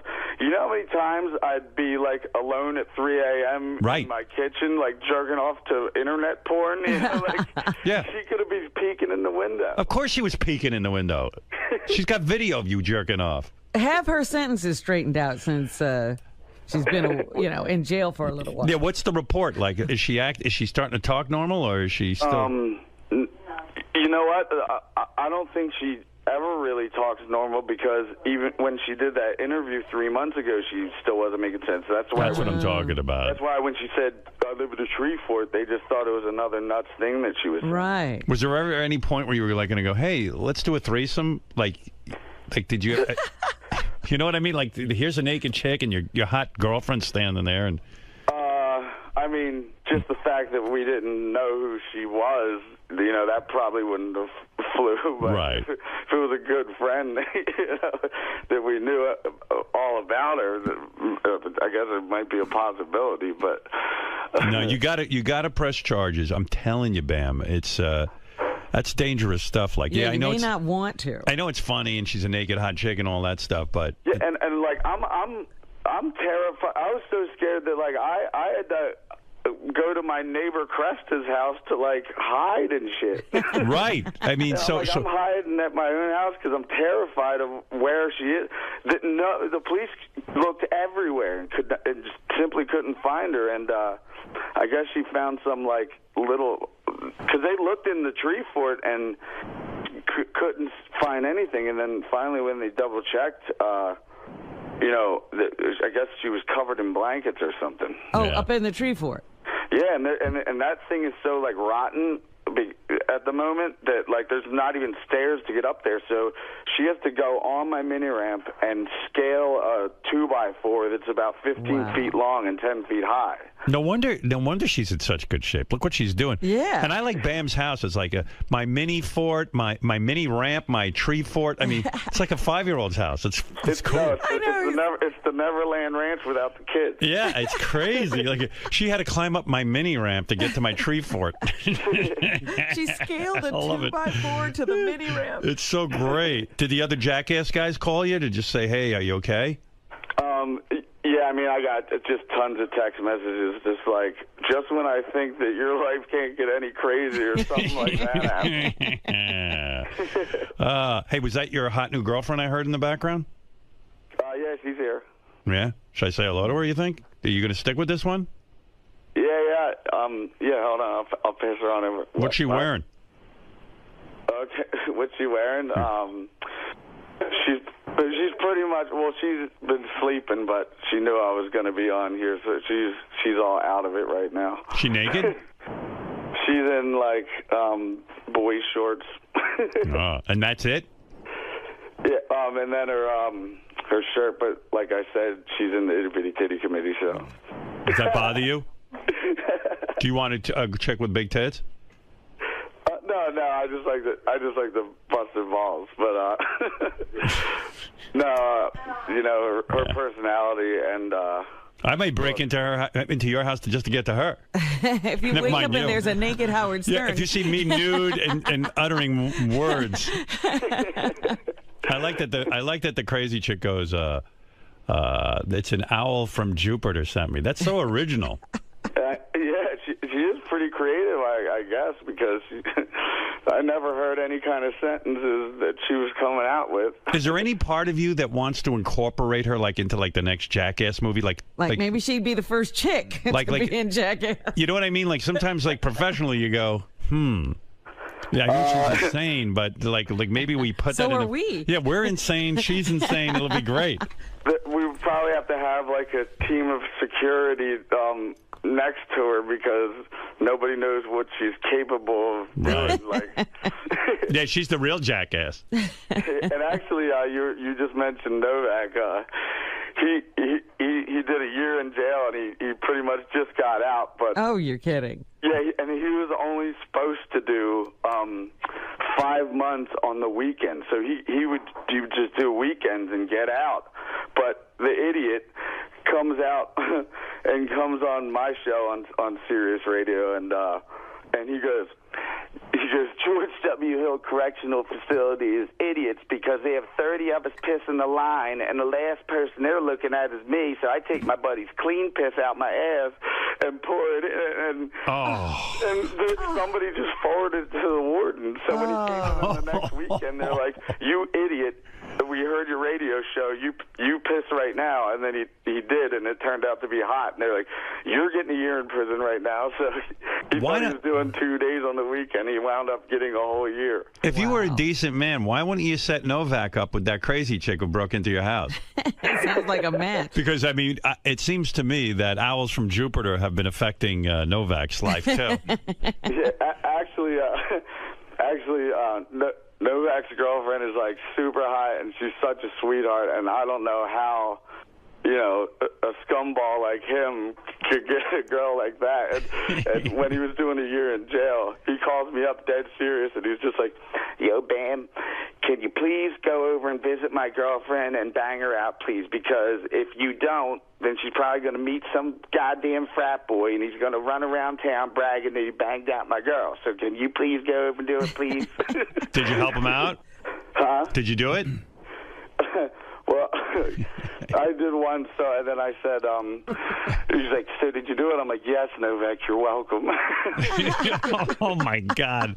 Oh, my God. What a crazy life. In his weird sick head, I could see that the logic of that, if you're going to spend a year in jail, you're going to get nervous that, something might happen because so much time goes by. Let me understand something. So I'd rather have my best friend do it than some frat boy bragging around town about it. So, Bam, you went over to the house where Novak's girlfriend was, and you said, look, Novak asked me to bang you so that you won't get horny and bang some frat boy. Yeah, well, he talked to her about it before he called me. Oh, he did, and he straightened everything out. So you walk over.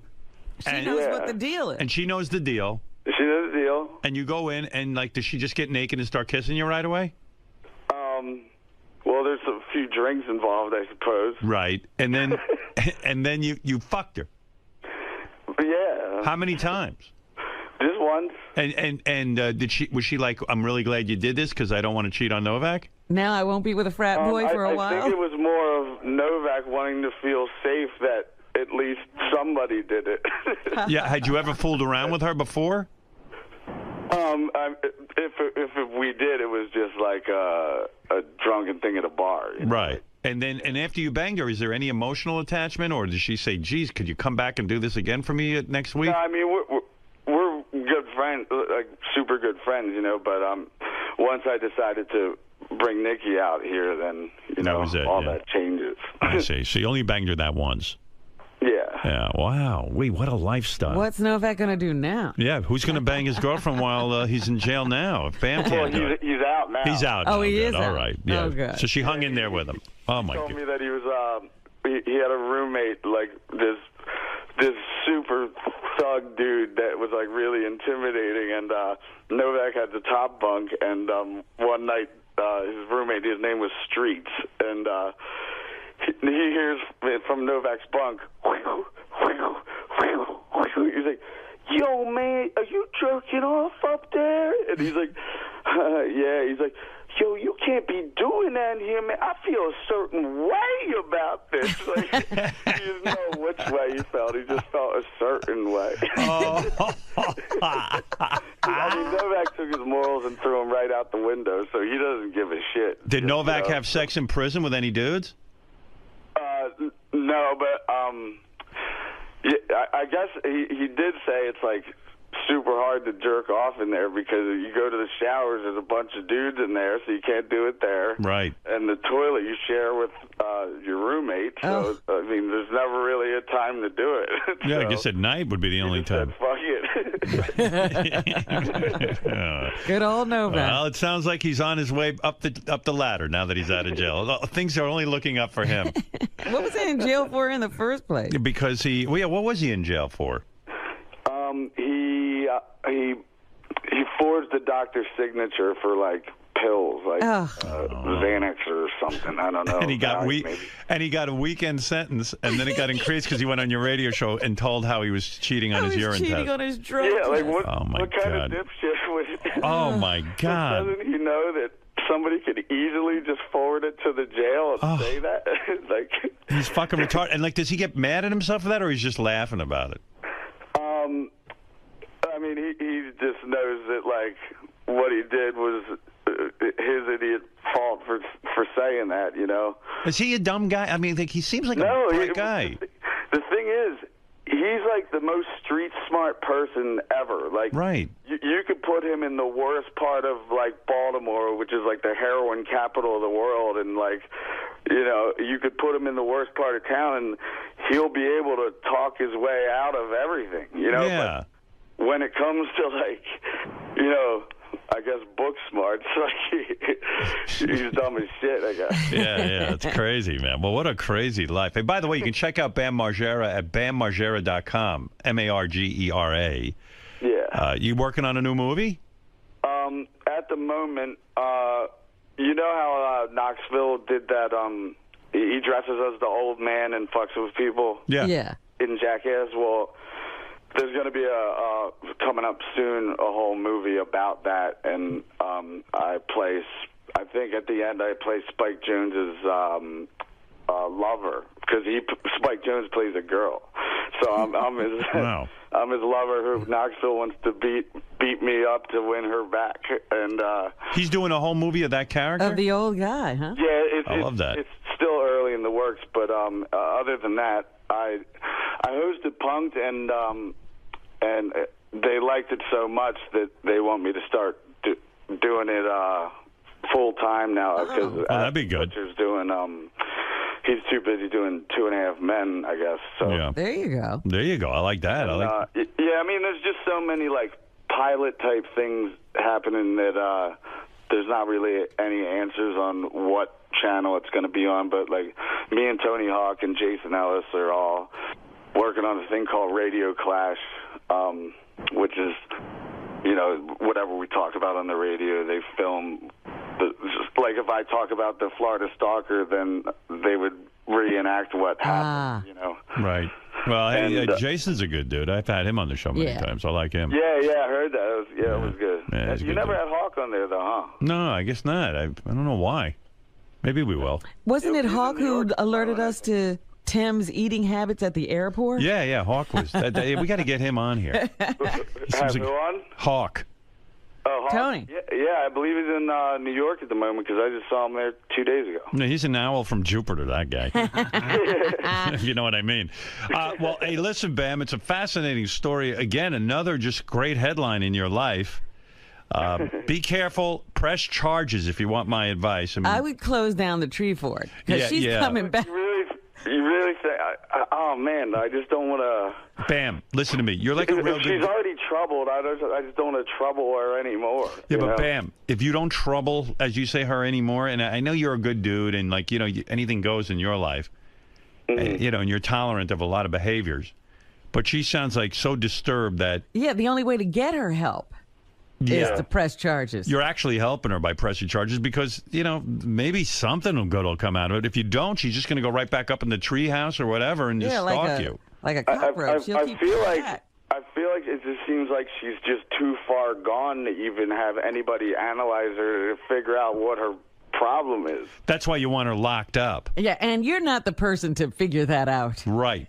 Yeah, like you know when you hear people at raves who are selling like acid, and they have like a massive vial, and then it breaks and soaks into their leg, and then they're nuts forever. Right. Like I think that probably happened to her. Yeah, I mean, it's a sad story, but you can't get sucked into that sad story. You've got to really realize your own safety and your girlfriend's. And if that chick gets out, you better beef up security around there. This woman says she wants to marry you. She might be dangerous to any other woman in your life. Yeah. Yeah, well, I think somebody diagnosed her, and she's like officially like bipolar, schizophrenic, all that. Yeah. Let me speak to that hot new girlfriend of yours. Hold on. What's her name? Nikki. Nikki. Hello. Hey, baby. Hi, honey. How are you? No. What's your story? You're super hot. Oh, yeah? You know what I look like? Yeah, I just saw a picture of you. You look like a little like Mila Kunis and Angelina Jolie. Well, thank you. Yeah, I like that. What, are you doing any kind of work, or are you just like living with Bam? Living here with Bam for right now, but and my pagan biker buddy who's guarding the property. Good. You need like 50 you pagan need about biker buddies. 50, yeah. And so your whole thing is just having sex with Bam, right? Wait, what? Like your whole thing is just like being with Bam and pleasing him. Well, I mean, I love him to death. Yeah. You have any All aspirations? love. I moved out here from San Francisco. Nice. What'd you do before? Huh? Like, what do you like? do before? What's your aspirations? I am a photographer, graphic designer, and I also pose for art naked, like, figure modeling. No kidding. How can I, like a lot of Even us... though I had Don't no you draw, Howard? Yeah, well, I've got a sketch pad with a Mont Blanc pen and stuff. I'm pretty much into sketching. Any chance I can hire you to pose nude for me? Yeah, sure, why not? What does a thing like that cost? Well, I got paid $200 for 3 hours. Oh, fuck. We'll give you $400 for 3 hours. You don't even have to, but you're going to just throw it in. I'm doubling your salary.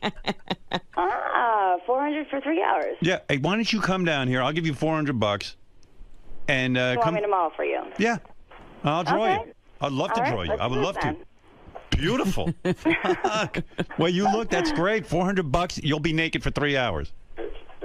Oh, so Bam here Yeah. was just saying that do you guys still give away boob implants? What? What kind of thing? No, a boob job. Boob job. Boob jobs. Oh, Do me a favor? Let me look you over when I'm drawing you. I got my suspicions are you don't need fake boobs. Like you're probably hot and you. And Bam doesn't need you to win them. Yeah. Well, the good thing is that I do have a butt. I gotta sketch you. Okay. Do you mind if I position you when I sketch you? I have various positions I like. I can work with that. Yeah. Yeah. I can do that. Probably all fours. Yes, I can do that. So how's that work? Like you come into my classroom, and then you like disrobe in front of me. I take off my clothes. I have a robe. I go on stage and I do my thing. Yeah. Yeah. And then however we want to pose you, we can pose you, and we just draw you and stuff. Exactly. Fred, Who decides on the pose? I'll do that with Fred. Sure, why not? Yeah, when you go to these classes, who decides on the pose? I do. Oh, wow. What's your favorite pose? How about this? I will show you all of them when I go in there. Oh, great. Will you ever like spread completely open so I can draw the inside Like of your a vagina? hustler pose? Yeah, like a hustler type deal. With a leg up on a chair? Yeah. You would do that? Yeah. Wow. Anus and the anus spread as well? Oh, God, I don't know about that, no. Yeah, okay, that's cool. No clear sphincter? No, nothing like that, no. Don't forget, we're doubling your pay, so... Okay, so Bam here, he's going to forward you guys a photo that he took of me Oh, good. naked. Yeah. Let me see that. Hey, Gary. Bam, whose address does Bam have? Are you talking to Maybe me? Gary's. Does Bam have our email? Do you have their email address? No, but I could get it from... Gary. Okay, here, how about this? I'll hand you over the phone. No. Oh, no. We're not done yet. Who else is going to sketch? Well, I've got that artist known as Fred Norris. Have you ever heard of him? Fred Norris will be drawing you. He's a pretty famous artist. Not familiar with my work? Fred Norris? Yeah, he'll be doing you. I'll be doing I'm you. going to have to look that up. Yeah. Yeah. Wow. You sound like a lot of fun. Oh, yeah, a blast, I think. We got this artist here, J.D. Van Gogh, they call him. He'll be drawing you, too. J.D. Van All Gogh. right. Yeah, we'll all have berets on. It's going to be cool. We'll paint. It's going to be awesome. Well, I'm excited. Yeah. You in love with Bam? Yes, I am. Do you want to marry him? I would love to be with him forever, yes. Wow. We're A just lot on of the people same have tried. wavelength. Were you freaking out when that chick was in there? Oh, God, I've never experienced anything like that ever in my life. Can I tell you Yeah, something? that was rather strange, but You better sit him down and say, listen, dude, you've got to press charges because this girl. I got to be able to sleep. Because this girl could come and kill you if she gets violent because she's jealous of you. well, see, the thing is that she was not acting violent, which Right. is a good thing. That's good. She also, like, Bam doesn't want to press charges, but we did call the cops, and once we put this in the cops' hands, they take it from there, and since she did break the law and all that stuff, like, they're going to follow through with all the... No, they have to. She did do, yeah. Do you listen So, I to mean, the we're not cops? going to, press any charges because she wasn't... No. Oh. All right, well, you better talk that over. And Bam was talking about getting a gun, but I can't allow that because I am a felon. Oh, you're a felon? What'd you do? Oh. What did you do that you're a felon? I caught my boyfriend at the time cheating, and I pistol whipped him. Whoa. That's a felony? That's a felony. How bad was it? You pistol whipped a dude? Wow. Yeah. Well, he tackled me down on the ground while she walked out, and... Oh, you caught him in the act. Oh, wow. Hey, you didn't shoot him. You just pistol whipped him. What is pistol whipping exactly? Where you take the butt of the gun and you just kind of smack them in their face? Exactly. Oh, that's cool. Several times. Wow. I bet your Bam won't cheat on you. Well, I think he had his time for play. And what did he do? Did he press charges against you? It's kind of a long story. Maybe when I go in there and I'll model for you, I'll explain it to you. Yeah, when you're Like, naked, more you can detail. explain that to me. Why did you? I mean, my dumbass decided to date somebody who was running a brothel, and there's a lot more of the story, but oh dear, I kind of don't want to go into it. Were you hooking? No. You weren't No, hooking. I was the photographer. You were a photographer at a brothel? They take pictures. I don't want any pictures of that. I was the Sir, would one you like to have your picture taken with your hooker? How do you become a photographer? There's no way in hell that I can do something like that. No way. How do you become a photographer at a brothel? Yeah. Well, I met this guy who I didn't know that he was running it Right. for a while. But then he found out that I was a photographer, and he said that he needed somebody to take some photos of these girls. I said, sure, why not? And so I did, and yeah. So how long did you go away to jail for pistol whipping your boyfriend? 2.5 months in county. Did you do any chicks in there, or Oh, no. that's not your thing? Oh, God, no. Yeah. Were your parents upset that you And pistol then whipped the I guy? was on 3 years felony probation. Wow. Oh, so you're free and clear of that now? Yes. Yeah, but Bam can get a gun. Finally. Why can't Bam get a gun? But Just she 'cause- can't have a I gun. live here. Yeah. Oh, wow. You mean Bam can't have a gun because you live there? Exactly, yeah. Holy mackerel. What's happening to our rights, Robin? They're being trampled on. Wow. So, Not fair. jeez, you're wild. You are just, I learned a lot. you're the whole package. Yeah, I wonder how this guy could go back to the brothel after, a chick beat him up. Yeah, right. I mean, and was he humiliated that you had beaten him up? Well, I would imagine so. Yeah. He looked pretty horrible with a huge lump on the side of his head. Jeez, I can't wait to draw you. Wow. Wait, what was that?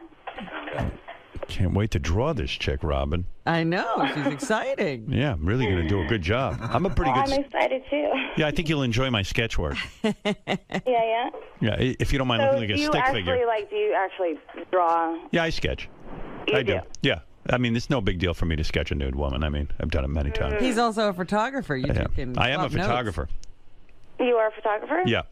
Really? Shot a few covers. Oh. Well, I would love to actually see some of your stuff, too. And maybe I'll take a few pictures while you're naked. Oh, and you have to also see what Bam has been working on. He's been painting like a maniac. Oh, I bet with you in the house. I paint too. I mean, I've modeled for him a couple times, yeah. Yeah. Tell him to bring those paintings. Bam's an artist? Sure. Yes, he is. Yeah, I guess when you have a girl who's willing to be naked all the time and pose for you, you become an artist. Why not? Well, you got to see the kind of stuff that he does. It's I want to see that. Yeah. With the naked photo that he's going to send over of me, he'll take some photos and of his art and all that. And How quick can I get that naked photo? Can we? Can I put you guys on hold and then you can get on with Gary? We texted Bam the email address. Oh, you did? So just tell Bam to check his text. They just texted you the email address. Okay. Yeah, as many as he can send. As many as you can send. Please. Oh, God. What if you could actually see pussy lips? What'd you say? Yeah, we want to see her lips. Is that what he said? Here, I'll let you talk to him. Yeah, let me talk to him. I'll get to Al from Jupiter said what? It was nice talking to you guys. Hey, nice talking to you. You seem very cool. Do you want the Hustler version photos? Yeah. Oh my God, you got those. Version? We'll take both actually, both versions, Playboy and Hustler. All right, fair enough. Hey, I've booked an appointment to draw her. Okay, cool. Yeah, I'll come up and paint her too. Howard is hiring. Yeah. Yeah. We've got some people here who are artists. We all want to paint her. Right on. Bring it on. All right, Bam. All right. Well, hey, listen. Go to BamMargera.com, Margera, and check out what he's up to, and obviously a lot of cool stuff.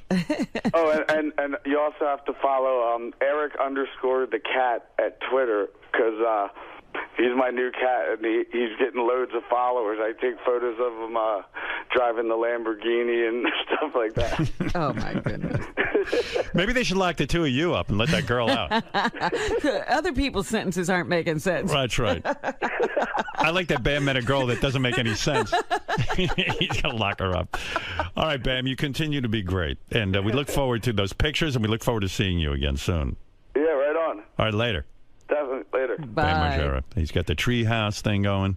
Yeah, I mean, who knew he had a tree fort for real that she could live in? He's so much fun, that guy. I love his new girlfriend. What's not to love? Gary, do we have those pictures yet? Not yet. Oh, come on.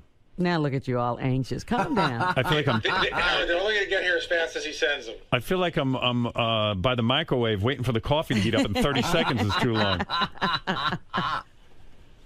What are you doing? You checking? Yeah, no, I keep checking. You keep refreshing your email? Hurry up. I keep hitting replication. I just hired her. I doubled her salary, so we're going to be painting. Get the easels out, the beret. We haven't done that. Bam's even painting. She inspires people. Yeah. I haven't painted in a while. Right. Do you still have the equipment? Where is it? Yeah, we still have. We can get it out of the mothballs.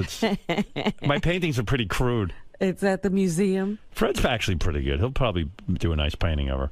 Is your sketching better than your painting? Yeah. Maybe you ought to sketch while Fred paints. Yeah, maybe we'll do that. But the painting takes a while. Yeah, I'll sketch and Fred will paint. Took me 6 weeks to do a Baba Booey. Yeah. Oh, it's a fabulous Baba Booey. Any luck there, Gar? Oh, I mean, it's not like he just hung up the phone. You know, take a minute to get Yeah, God knows what Bam is doing. Yeah, but he should have been preparing while we were talking. He's not on the tight schedule we're on. Look, he's a guy who doesn't want to turn in the girl in the tree fort. He really is a jackass. I love that she pistol whipped the dude, and he's afraid of the chick who broke into the house. Oh, that is such a funny story. She's the greatest girl. Of course she's dating Bam. She dated a guy who ran a brothel. Oh, and she had the greatest line, by the way. You know, you go, oh, is it Bam a little while? She goes, yeah, he had his fun. Like, it's all done now. Yeah, it's all over. Well, Bam she better... pistol whips him. Yeah, Bam better pay heed to that story. Yeah. Still no pictures, huh? Look at there's about 50 guys around Gary's Everybody's computer. waiting. That's a line. It looks like the Apple Store. Yeah. All right, I guess I got to take a break. I was hoping and wait. Yeah, I was hoping Get for some pictures. patience. Shit. Nothing yet. Nothing. Oh. Don't tickle my ass with a feather. How do you know how Bam is with technology? He might have to wait for somebody to No, do he's all like a this. young guy. He's these kids today can text and do everything. I got to get John Lieberman in here. What? He uncovered his story. Real quick, John, get in here because I got to do Robin's News and we got a big meeting today. So you got to hear this. So John uncovered a big story concerning Sal. Uh-huh. So here's how the mystery started, Howard. Right. Ronnie brought to my attention this morning that Sal has worn hats to work the past 2 days. And everyone asks me if I notice, and I go, I never look at Sal. So, of course, we solve mysteries, we uncover things. So I confronted Sal about this. What we've learned is the reason that Sal is wearing caps to work is because his hair cannot be exposed to light anymore. What? And that is because he is doing a hair treatment called iGrow, What an where idiot. 51 light sources, including 21 laser diodes and 30 LED lights, are strapped into a helmet on his head, shooting these rays into his hair follicles in hopes of growing them. Now, we've done a lot of research. He has a full head of hair. It must be thinning to him because he was taking that. He's an Propecia, asshole. Like, wasn't he? doesn't he realize there's probably no scientific data that supports that shooting light into your head is going to make your hair grow? I mean, what is that? Well, funny you should ask. It's a low-level laser therapy, and it's hands-free. So you strap on this helmet. It looks like a bike helmet. Don't you think if somebody came up with a way for hair to grow, the guy would be a multi-billionaire? And I'm not saying that this causes cancer, but, you know, aren't you a little afraid of shooting light into your head? All I know is that the contraption, and Gary's bringing it in now. It's a bicycle helmet. Yes. Yeah. Oh, what a douche fucking bag he is. He's a It moron. probably does nothing, Howard. He's the guy who like you know, like snake oil salesman used Right. to. He's Ralph Cramden. But he's not trying to make money off of this. No. He's just spending money on everything. But this is great. You put this helmet on, and what happens? Well, you put the helmet on, and these 51 light sources beam into your hair follicles. In addition, you have to put on different lotions. It's a whole regimen. But get this. What's he paying for that? Well, we've done some digging, and it turns out this company sent this to Tim Sabian a while ago, but Sal, now wanting to grow his hair, has now taken advantage of it. But here's the thing. Sal has hair. Well, look, Sal wants to be in movies. He wants to improve his teeth, improve his hair. Talent. And here's what we've learned about how you actually have to store this helmet. It is stored in it looks like a hard chrome suitcase underneath Sal's desk. And when you open it up, you have the helmet and all the accompanying lotions and powders, and it's a whole contraption. What does it cost? It costs retail $699. And how do you have to wear this every day, or He looks how like many hours? Looks like he joined the gay roller derby with this hat. Look at this. This company released this product in February of 2011, so it's a fairly new product. Yeah, I bet. But you know, listen, I don't know the company, and I'm not saying anybody's doing anything wrong. I'm not saying it's illegitimate. I'm not saying anything. But, you know, it just seems to me if somebody really figured out a way to grow hair, it would be revolutionary. And I don't know what this is, but this guy's fucking retarded. He'll do anything to himself. The thing is that your hair, it warns you during this treatment program that if your hair is exposed to light, strange things can happen. Let's expose him to light. And this is why Sal is wearing the ball cap to work every day. You have to do it for a week. No light for a week on your hair. I mean, Sal, come here. I bet you if I told Sal, like, if you eat my shit, it'll grow hair. It'll grow hair, he would do it. He would do it. He'd do it anyway. You're such a fucking asshole. I can't even believe it. You're like a moron. Why? Because I want my hair to look good. First of all, you have hair. Yeah. What are you worried about? Oh, light got on it. You're stupid. Don't you think if somebody figured out a way to grow hair, That it would be the front page of every newspaper for a year. Well, I might be the first poster child. You never know. I mean, Use your head. You don't know what this is. I don't, but it's worth a Did you do shot. any research? Do you know? No, Tim gave it to me. I said, "What the hell? I'll give it a shot." You don't care. Whatever someone gives you, you'll rub into your head. Pretty much. All right, good. Okay. Not anything, but I did research it. Like John No, is you research. didn't. Well, I knew to put the baseball hat on and not to expose it to light. I'm doing But the what scientific evidence is it that they grow hair? Beats the shit out of me. Yeah, okay. It looks like a cool contraption, so I'm giving it a shot. Let me see put it on your head. Let me see what it looks like. Have you felt any overheating, Sal? Because it appears that it could overheat your head. Do you feel your head I have getting no warm? nerves in my brain, so I don't feel shit. I hope you go bald from it. That would be That's really very cool. nice of you. Look, you've got such a lovely full head of hair. Why are you worrying? And these things massage in, and they work the follicles. That's for people. Are you losing your hair? A little bit here and there. I'm very self-conscious about it. Just leave your hair alone. Okay. You're such a douchebag. Stop. How funny that Okay. thing is. You know what? I'll stop. When are you going to do your next You treatment? gotta plug. You Tonight. plug that thing in. Yeah, you got to plug that in. Robin, we got to watch him do his treatment. Oh, that's hysterical. Yeah. Oh God. Sal, why were you angry when we asked you about it? I wasn't angry. Like Ronnie was just speculating something was up because I was wearing it. So I said, again, I'm not plugging the product. I just want to do this on my own. I didn't want you to break my balls and call me the douchebag and asshole. You that look you like did. Lance Armstrong when he's riding the bike there. Or you know, like when Will.I.am wears that like that thing on his Oh head. yeah, and the black-eyed peas. Yeah, black-eyed peas. You look like the black-eyed peas. I'm a black-eyed idiot. Right. How long does the treatment take at night? Like an hour or two? Yeah, about that. Yeah, it's a long treatment. Well, it's worth it. Look at him. I fall asleep with it, and you know what? I can't hear my wife with this thing on, so it's pretty good. It's fantastic. Right. Oh my God. I'm So giving it a funny. shot. I don't know. Right. Who the hell Oh my knows? God. I don't know anything anymore. Yeah, It's all- you know what? If you rub my shit all over you, you'll grow hair. All right. Well, you're a genius. When Well, did he Indians build start houses this from and shit. when Maybe will it'll grow he- hair. It is useful. What, Robin? When did he start this, and when will he see results? Never. What's that, Robin? I said, when did you start, and when do you expect to see results? Beats the shit out of me. Hey, seriously, for $500, I'll sell you my time-traveling sombrero that I bought in Mexico. What do It you couldn't think? look any stupider than that. Sounds good. So you didn't pay for the treatment? You just like... Well, Tim threw it to me a year ago. It's been Right. sitting under my desk, and one day I was like, I think my hair's starting to get a little thin. I looked at this contraption. I said, what the hell? I'll slap it on my head. Look, turn to your left. Your left. Oh my God. Your other left. Yeah, Read the so si- get read the lost. sign, Ron. You cadaver. Ronnie had a big... First of all, I say turn to your left, he turns to his right. You finally turn to your left, and you see Ronnie's been holding an asshole sign over you for the entire... Well, on TV, that's my left, so. Yeah.